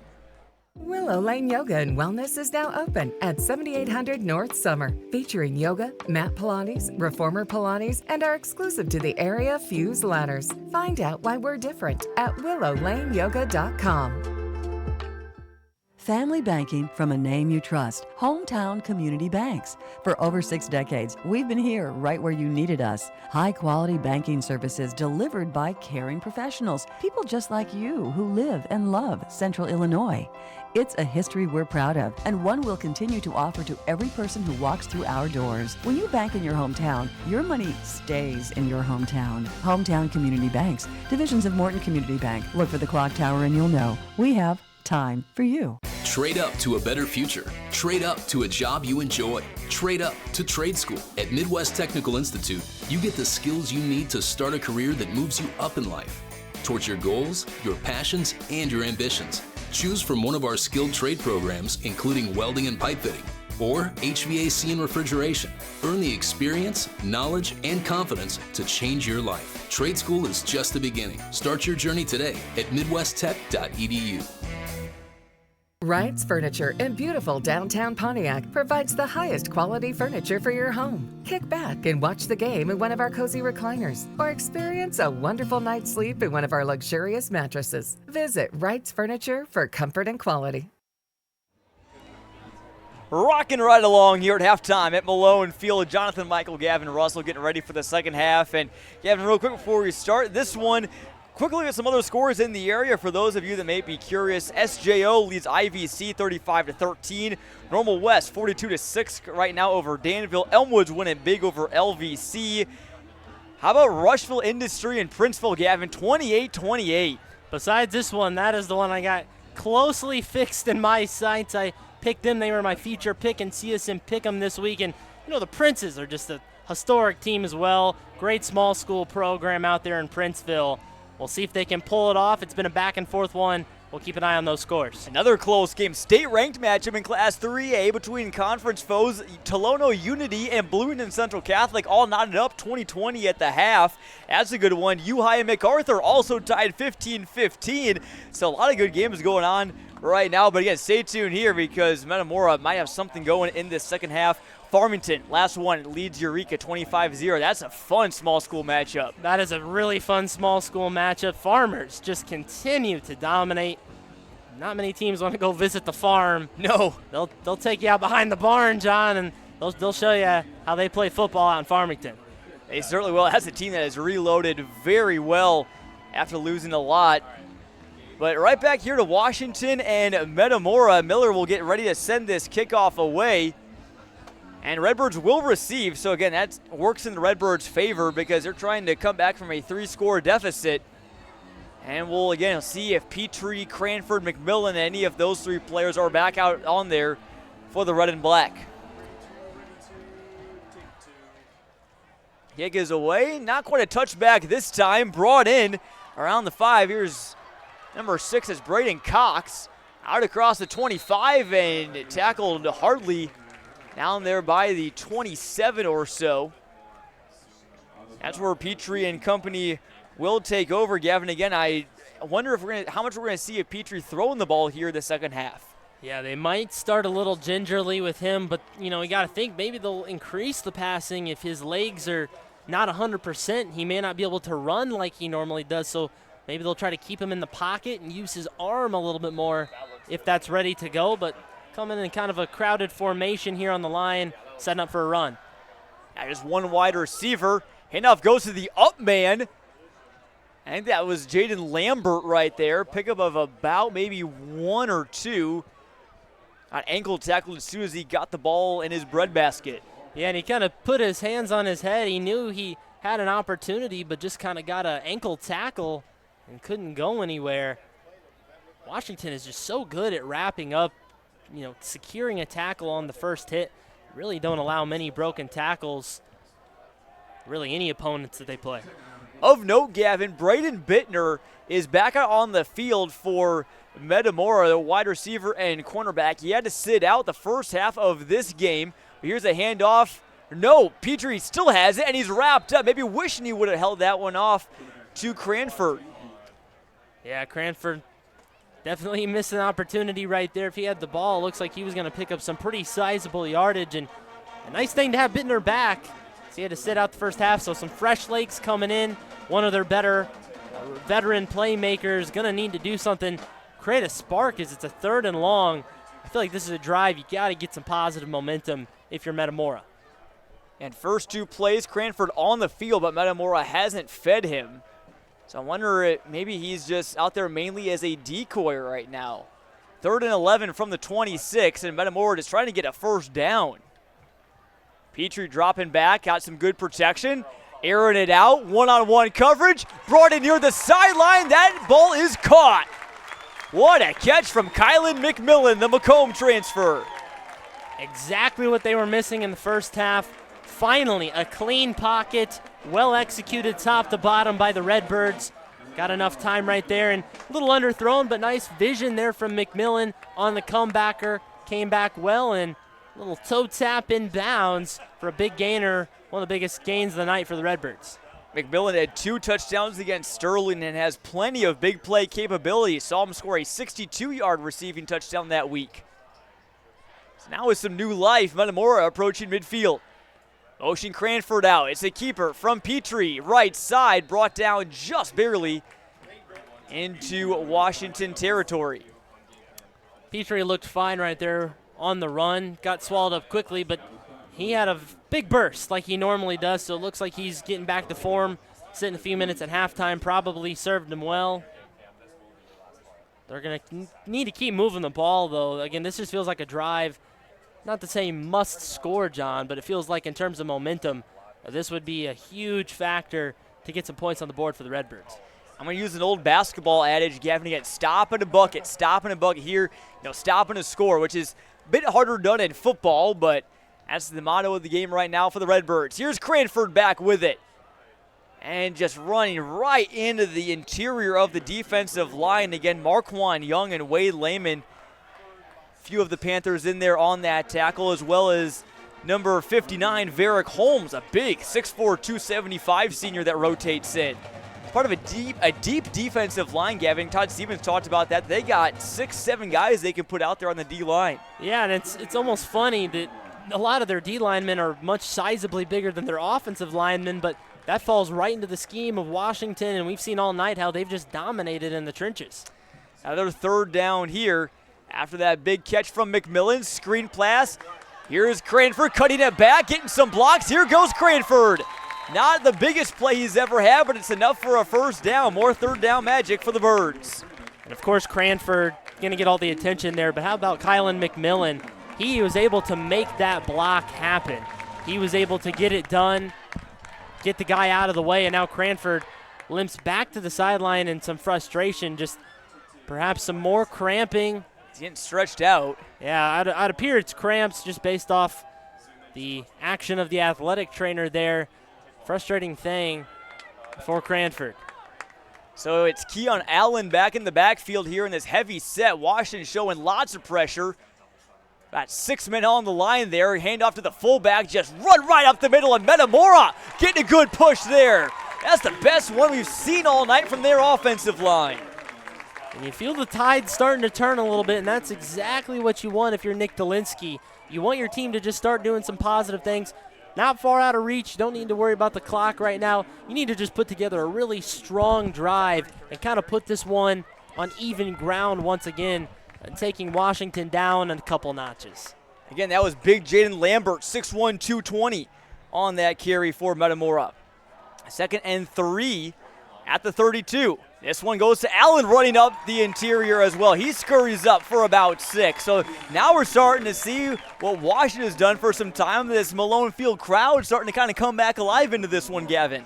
Yeah, it looks like some different play calls. It looks like a lot more scheme action on the offensive line, a lot more movement instead of just trying to go straight up the gut. They're kind of running some counters. And we'll see if they're working some options as well. Hey, Metamora is lining up like we're just going to try to impose our will, and Lambert again. Washington trying to rip the ball out. They push him back. Kamar Mack, or rather Marquand Young got in there and pushed him back, but they're going to give him forward progress, and kind of 3 yards and a cloud of black pellets because we're on artificial turf. Yes, yeah, and able to stay on his feet right there. I definitely think Lambert's going to start to get a lot more consideration if he continues to produce, because just haven't seen a lot in the running game. They've swallowed up Cranford pretty well. Maybe he's the secret weapon you talked about before the half, maybe getting some of those depth guys in there to create a spark. Maybe Lambert's that guy. And again, even without Cranford, they do still kind of have that thunder and lightning. Petrie and Lambert, the thunder guys. Allen, the lightning. He is the tailback with Lambert in front of him right now. And just one wide receiver. Looks like that's McMillan at the bottom. And the ball is out. I think Metamora recovered it there, but a wasted play, and you can't really afford that when it's 2nd and 6 at Washington's 22. Washington feels like they got it, and I think they do. I think the Panthers have the football. You never know what happens at the bottom of those scrums, and initially looked like the Metamora Redbirds were the first one to fall on it, but another turnover for the Redbirds. And that one is just a soul crusher because they were really starting to put something together there, Gavin. Yeah, each team so far has had one that just slipped out of the hands, and that's by far the most costly one yet. And it comes at a bad time for the Redbirds, and again, Washington capitalized on a mistake right there. A lot of white jerseys in the area, and they're ball focused. They jumped on it and were able to rip it away. And didn't see exactly who jumped on it there for the Panthers. So hard to tell at the bottom. But Todd Stevens told us before the week, he said, really big thing we've been preaching. Again, 11 guys swarming to the football, and they did so right there. Washington takes over at the 23. And another good tackle there, and guess who, Gavin? It is Jackson Backus. He's definitely, I think, been the MVP of this Metamora D. Yeah, I think Backus has stepped up really well, and that's a nice thing for Metamora. They have a lot of depth, maybe a little bit inexperienced, but they're starting to grow quite a bit. Last week it was Saul Swanson who was able to step up, have a big game on defense for the Redbirds. You mentioned Backus has stepped up a lot so far. We'll see if he continues that trend in this one. So Garcia out of the shotgun. Hasn't had to throw much recently. Scampering through is Will Freeman, hopping like a gazelle. And a pickup that should give him just barely enough for the first down. Freeman so fast, able to just make about 2 or 3 guys miss right there. And a shoestring tackle saved what could have potentially been another huge run from Freeman, maybe even a touchdown. Felt like Metamora had a little mojo going there, just kind of had it ripped away with the fumble, and now Washington's starting to move the ball again. Yeah, no official stats for Washington in front of us, but I think Freeman probably well over 100. But that one, we're going to be subtracting a few. Big TFL there for the Redbirds. A couple guys in there. It looks like 97 got in there for the Birds. So they'll set up a 2nd and 13 now. Caden Petone in on the stop. First time they've called his name tonight. And it looked like Tristan Cawley also getting in there. A couple of names, fresh names, getting a spark off the bench, a little depth for the Redbirds coming up big. And Backus on the sideline right now, but trying to fire up his team. They need a stop here with under 5 to go in this third quarter. Run right up the middle. The ball came out. Washington lucky to hop back on it. Garcia on the carry, it appeared.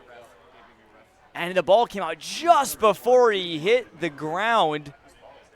And that's just the way the ball bounces sometimes. Gavin, Washington definitely been the beneficiary of the ball being on the ground so far tonight. Yeah, that was a forced fumble, though. He got in there, leveled down the shoulder pad, and knocked that ball right out. This becomes a massive 3rd down for the Redbirds as time continues to slip away. You pretty much need to get a big stop right here. And yeah, we kicked off after 7:30, right around 7:45. Already more than halfway through this third quarter. A quick moving game. High snap. Garcia corrals it. Bringing it in. Looking for space. Does he have it? A bit, but not enough for the first down. Tackled at the 39. Garcia, one of the few times he's not been able to make that extra move to get that big yardage, and it's going to force a pretty rare Washington punt this evening, as they'll have to field it back. We'll see if maybe they can get a big return. The deep man back there looks like it's Jason Pickles. So we'll see if Pickles is able to take something back. maybe get Redbirds in good field position. That would certainly be a big momentum shift. Washington's tight end D lineman Joe Smith is also their punter. He sends this one away, and it's a good-looking one. Pickles wants none of it, bouncing into the red zone, still going for the Panthers. What a beauty from Joe Smith down at the 4. That is going to be a 57-yarder, much more than his 35.2 average. Yeah, I think Jason Pickles probably would have been better off trying to fair catch that one, saving themselves a few yards. But a nice punt. The special teams have been firmly won so far tonight by the Panthers. And Todd Stevens definitely going to be pleased with the effort by that third unit. Yeah, really, I think the only miscue on special teams, again, was that blocked kick that Miller had late in that second quarter. But, again, he put a 42-yarder through to kick the scoring off back in the first. But some good punts and good kicks, and Metamora has a 96-yard field in front of them. And they need to do more of the same, just push the ball down the field, maybe get a big play from someone like McMillan or Cranford. Got to shake off that last fumble. It's do or die time right now. Here's a pass, and not much doing right there. A little screen action. Marquand Young on the tackle, and that was completed to McMillan, but he only picked up maybe one. As it looks like Metamora is bringing out a couple of bigger guys, going to a heavy set here on second down, and try to get yourself a little bit of breathing room. If you can get this to a 3rd and short, opens up the playbook maybe to a quarterback keeper, maybe even a pass. We saw a big completed pass on the Metamora last drive. I think that's something they're going to have to do in order to find the scoreboard. And Lambert and their tight end Elijah Edwards came in. His handoff, though, going, I think, to Allen, and he did not go forward. He maybe got back to the line of scrimmage. Yeah, 3rd and very long now. I'm probably going to try and find somebody to pass it to. Obviously take a bit of a risk there. They ran a really well-executed screen pass earlier in the game, so maybe they try to go back to that well. But so far, just nothing going on as the Panthers are wrapping everything up, and Petrie, a long run back to the huddle. 10 on the play clock, got to set up quickly. Good point, Gavin. Washington has not allowed Metamora to break free of many tackles tonight. Cranford accompanies Petrie in the backfield. He's going to have to throw from his own end zone. Airing it out, throwing it up for McMillan. No flag thrown there. A tiny bit of contact with him and Kamar Mack, who is all over him in coverage, and it's going to be 4th and 10. Redbirds, I think, are going to have to punt here. I think if that ball would have been placed a little bit closer to the receiver, maybe had a case on some physicality, but that was a little bit overthrown. Didn't look like there was much there on the case, so now a big punt coming up, and you got to see if he can boot this one a fair distance away, try to keep the Panthers away from the red zone. So 4th and 10. And Lambert's going to have to come out. Returner for Washington is inside the 40. Oh, they're going to fake it. Here's a throw. They're looking for McMillan. Or rather, no, it fell incomplete.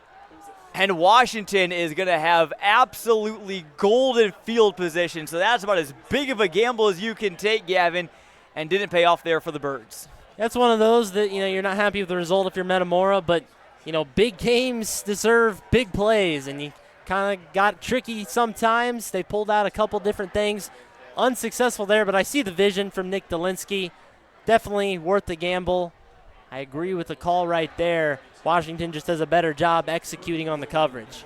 I think right now the biggest enemy right now is the clock for Metamora. So, again, if the silver lining is if Washington does score, makes it a 24-0 game, technically the ball came out, there was a flag down as well. It would be a 3-score game still, with not much time coming off the clock, so we'll see. It's going to be on the offense. It's an illegal shift on Washington, one of, I think, only 2 or 3 flags they've had tonight. I think if you're Metamora, if you could try to hold them to either attempting a fourth down conversion and not getting it, or holding them to a field goal, that is the absolutely best case scenario right here. As 10 yards to go, replay on 1st down. And another pre-snap flag. I think this is going to go on the Panthers, Gavin. So a little bit of discombobulation going on in that front line. And a couple of Panther coaches running out, screaming at the top of their lungs, get it together. Haven't had this all game. Don't want to start falling apart right now. Talked about playing 4 quarters. You don't want to start seeing any of this happen, even with the lead. You got to play all the way through. And now it puts the Redbirds in a much more manageable position to maybe bend but not break. And one thing for the Panthers is they have struggled in the second half. They lost the lead to Niles Notre Dame and didn't score at all in the second half against Triad. Freeman picks up a few. And again, going back to that loss against Niles Notre Dame, Washington led, I think, 12-zip in about the last 4 or 5 minutes, gave up 2 late touchdowns. I bet that was a long bus ride back from the Chicago suburbs there. And Niles Notre Dame, tough squad, playing an absolute whale of a conference with a lot of other Catholic schools, but it's one that Washington, I think, definitely wanted back. No doubt. They wanted to win that. I mean, you lose by 1 point, slimmest of margins. You had it right in your grasp. Wonder if the early season tired legs are getting a hold of the Panthers as it did in week 1. So 2nd and goal from the 11. It's Freeman busting out to the right side. Stiff arming, doing his best Heisman impression and inside the 5. No tired legs there, though, from Will Freeman, and I think they'll take this one and flip the field, trying to potentially score on the other end zone as prime opportunity as we head to 3rd down. We'll see if the Redbirds can clutch up or Freeman will punch it in for a touchdown. Well, you said it perfectly, Gavin Russell. Can Metamora clutch up, as we like to say, in the 4th quarter? Stay tuned to find out the answer. We'll be right back after this in our WMBD Game of the Week on CIProud.com. Are you taking too much risk with your retirement or not enough? Most people aren't sure. That's why we created the Risk Quiz. In just a few minutes, it helps you understand your personal risk tolerance. Your risk score could reveal why your current investments might feel too aggressive or too conservative. It's simple, fast, and can be eye-opening. Scan the QR code or go to twarisk.com to take the quiz and find out if your money matches your mindset.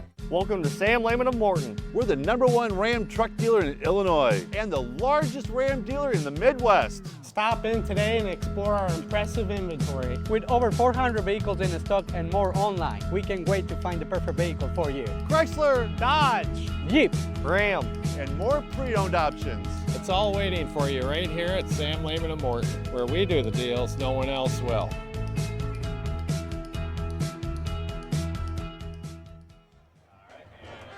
Big play coming for this Metamora defense, and the cheerleaders trying to fire up this crowd and get them to make some noise. It's 3rd and goal from the 4.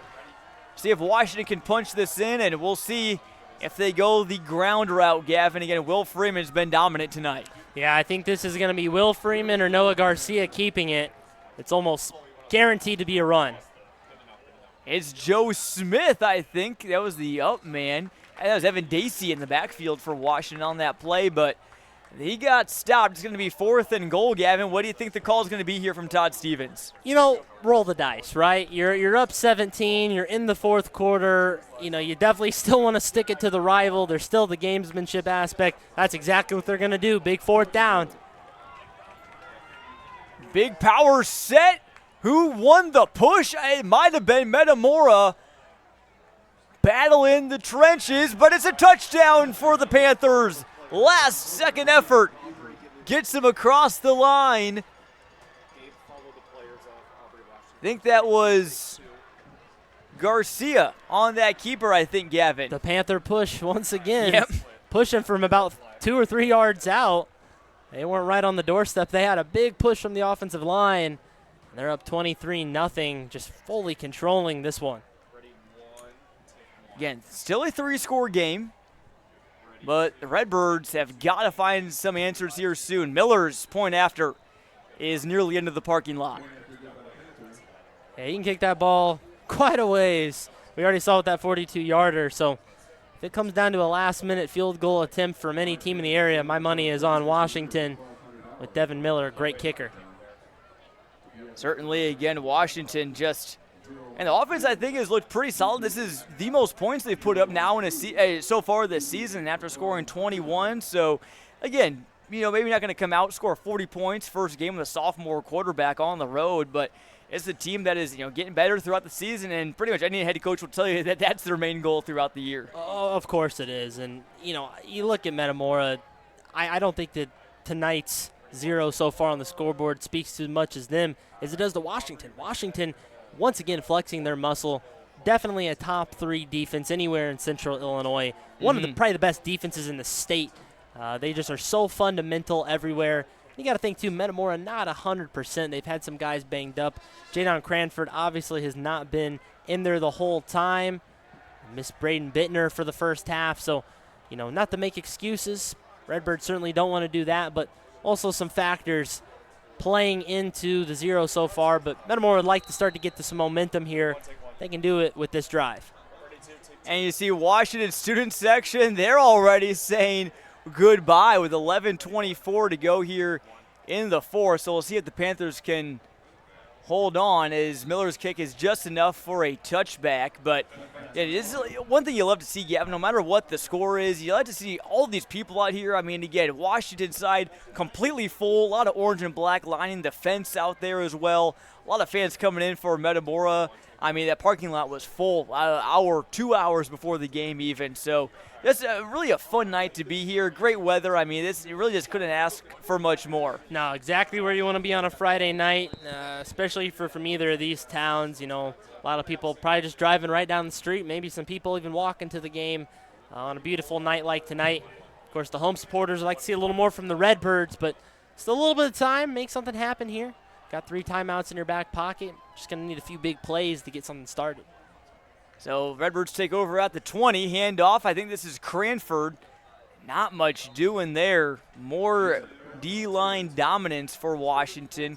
Yeah, and speaking about, the town's faithful coming out, there's a house right beyond about the other goal line or the other end zone. Got a little pergola out there with some string lights, and it seems like there's always a little watch party going on out there. Some people can even watch from their back porch here at Malone Field. That is prime real estate right there. Talk about oceanfront property, but how about Malone Field property? That is a great view over there and great place to catch a game. Probably worth a few extra $1,000 on Zillow with that location right there.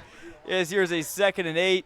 Metamora, speaking of real estate, they have not had much to work with in this one. They pick up a few there. It brings up 3rd and 5. Gavin also reminds me, I bet, again, our friends over Dunlap and Pekin, that game pretty close right now. There's some houses across the way. We've seen people tailgate and watch the game from their driveway across this main road in Pekin. Oh, yeah, lots of great space to tailgate out there at Pekin. They've got a huge stadium, big bleachers on both sides, and very historic stadium out there. They got some upgrades this year, so looking nice. They certainly did. Put in a new scoreboard. Dunlap also put in a new scoreboard as well. Battle of the scoreboards over there. No kidding.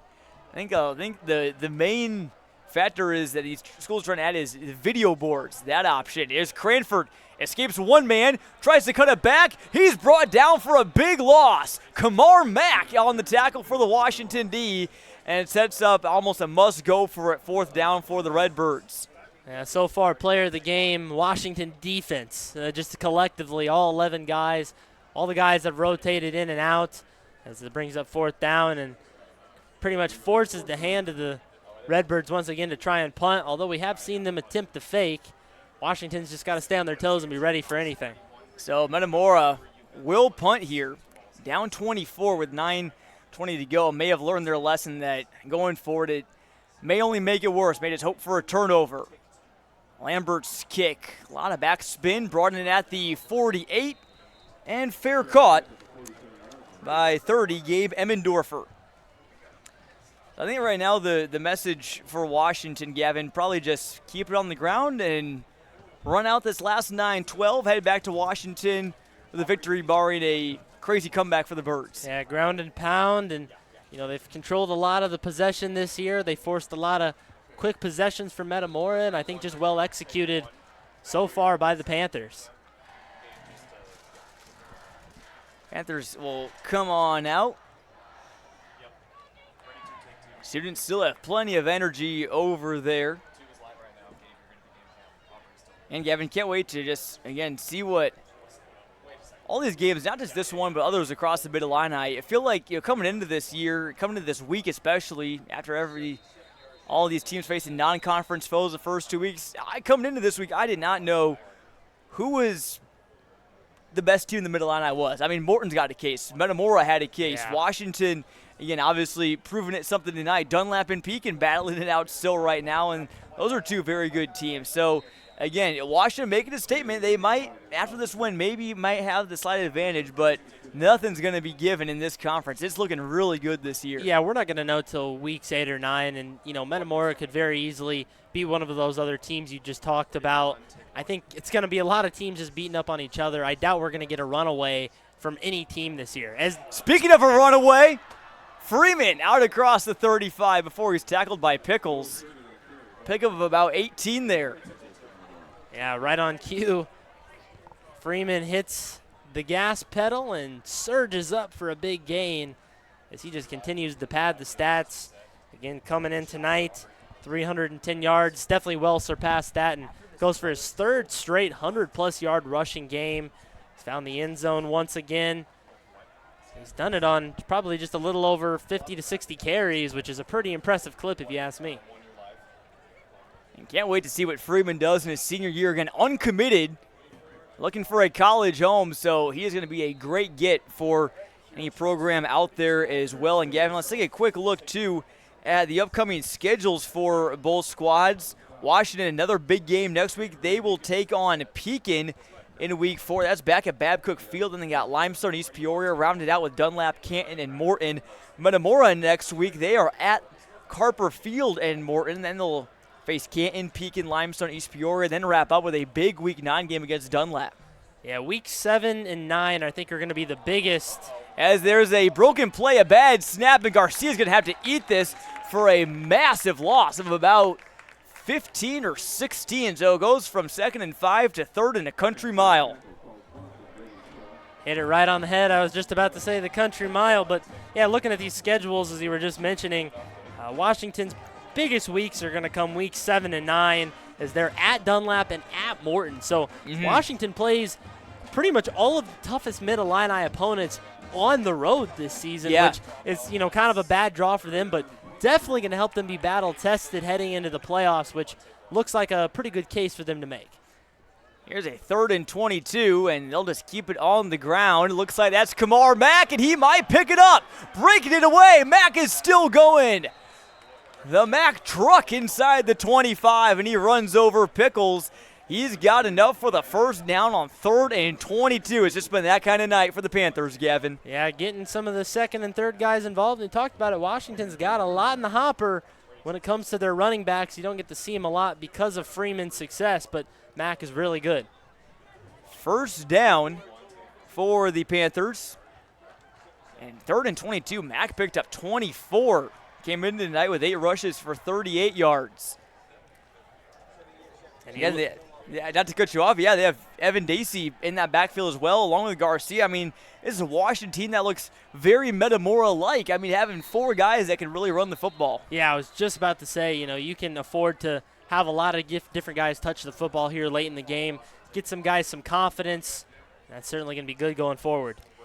Definitely, and so, again, first matchup for Nick Dolinsky against the Panthers as a head coach, but as a player, Gavin, he was the Panther Whisperer. He was 4-2 against Washington as a player. His junior and senior year, he was part of teams that beat Washington in the playoffs back in 1995 and 1996. So we asked Todd Stevens what he remembers most about Nick Dolinsky playing.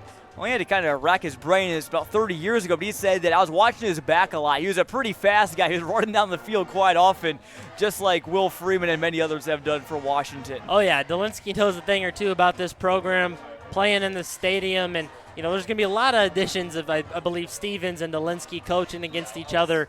So far, it's gone Stevens' way, but the more Dolinsky gets used to this head coaching thing, I think it's just going to get better, and a lot of promise for the future for the Redbirds. Here's a handoff. I think that's Mack moving left to right there. That was Connor Hurd for Washington, number 27. We might see A couple extra players here for the Panthers. Looks like there's also a new quarterback in, Jeter Schwieger, number 13 in for the Panthers. So again, he was one of those guys that Garcia beat out, but Todd Stevens was very complimentary of Schwieger and also Owen Klein. If they need to step in, he felt confident. This is a big opportunity right here. You know, Jeter's going to get some really valuable playing time. Certainly you don't want Garcia to go down at any point this season, but they could potentially expand the playbook and use Schwiegert and maybe some different packages and things. It's really nice to have a versatile QB room. Handoff up the middle. Another new ball carrier as a flag is down. That was Caleb Barrick, number 42, getting in there. And Gavin, I feel like it's so fitting that Jeter Schwiegert would be a quarterback. I mean, with a name like Jeter, you got to have a good throwing arm. Yeah, certainly. I mean, I'm no Yankee fan, but, you know, the Jeter name lives on in Washington as they'll be set back. A few penalties here, definitely something that, you know, Todd Stevens is not going to like. They're real particular about the details. They love the finer things on this Washington Panther football team, and we'll go for a third down. So 3rd and 10, we'll see if maybe Schwiegert shows off that arm here. A little bit of a bobbled snap, but it's still able to get the handoff out across the 24-23. The ball, not sure if it came out there, but kind of a crazy play. Stayed up on his feet. It's going to be a 4th and 1. Evan Dacey on the carry there for Washington. Good to get him some touches as well. He was kind of the number 2 guy in my mind coming into the season, but really they've only used their top running back pretty much majority of the season so far. See if DC gets a few more carries and gains a little confidence heading into upcoming weeks.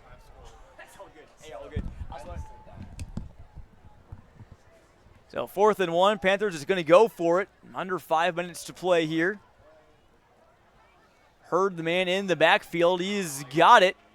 Another great push from the O-line, and I think maybe even some newer guys on the O-line coming in. So Washington maybe kind of seeing what happened to Metamora. Some key guys go down and say, we don't want that to happen to us. It's only week 3. Yeah, no, your guys have already played a very long, physical football game. You know, your guys certainly are already gassed pretty good as a lot of new faces enter the field. A whole new offensive line comes in for the Panthers. So talking about new faces, here they are.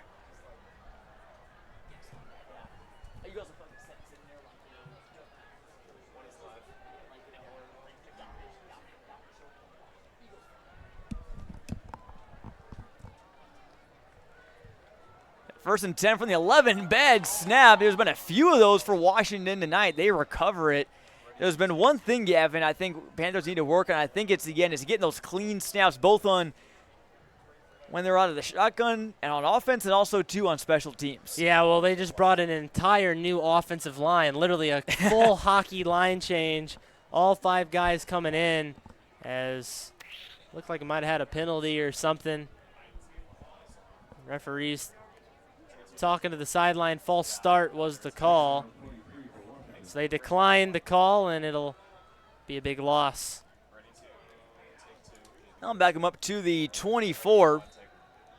And Panthers led it 17-0 at halftime and scored early on in the 4th on a quarterback plunge from Garcia, who's got a passing touchdown and a rushing touchdown. And Will Freeman, again, had a touchdown run. Devin Miller, a field goal to kick things off back in the first quarter. So 2nd and 23, another low snap, and a big hit coming out of the Metamora defense. I think that was Caleb Morrison, the linebacker, laying the shoulder. Yeah, the 2nd or 3rd unit, whatever they're on right now, probably a little bit of work to do, maybe a little bit of a eye-opening experience for them getting into the middle of a varsity football game. Probably didn't expect to see the field muncher at all tonight for a lot of those guys on the sideline in this capacity, but Washington just trying to wear the time down and leave Metamora with very little time, barring a score. So 3rd and very long. Schweigert will be out of the shotgun here. Play clock down to 8. And they snap it with about 7. Handoff goes for a couple. The clock is their friend here. On the carry, that was 22, Anson Zeiser. star baseball pitcher for the Panthers as well. So a lot of multi-sport athletes. Again, you got Varick Holmes. He throws discus. I think he's also a swimmer for Washington. Talked about some of their wrestlers as well. James Johnson, as many know, longtime starter on Washington's basketball team as well. TOC Field released earlier this week, Gavin. Excited for that again. TOC is always fun. Washington really puts on a great show over there, great hospitality. We'll see if James Johnson can make something happen in his last TOC Panthers this winter. Johnson's a player that it seems like he's been around Washington forever. A good carry there on 4th down by Zeiser. As a flag down, good run, but again on 4th down. If this is on the Panthers, it won't pick up the first. It will be a hold on the visitors, and they will decline it. It'll be Metamora ball here with 1:45 to go, Gavin. So see what the Redbirds can muster here in this last drive. See if they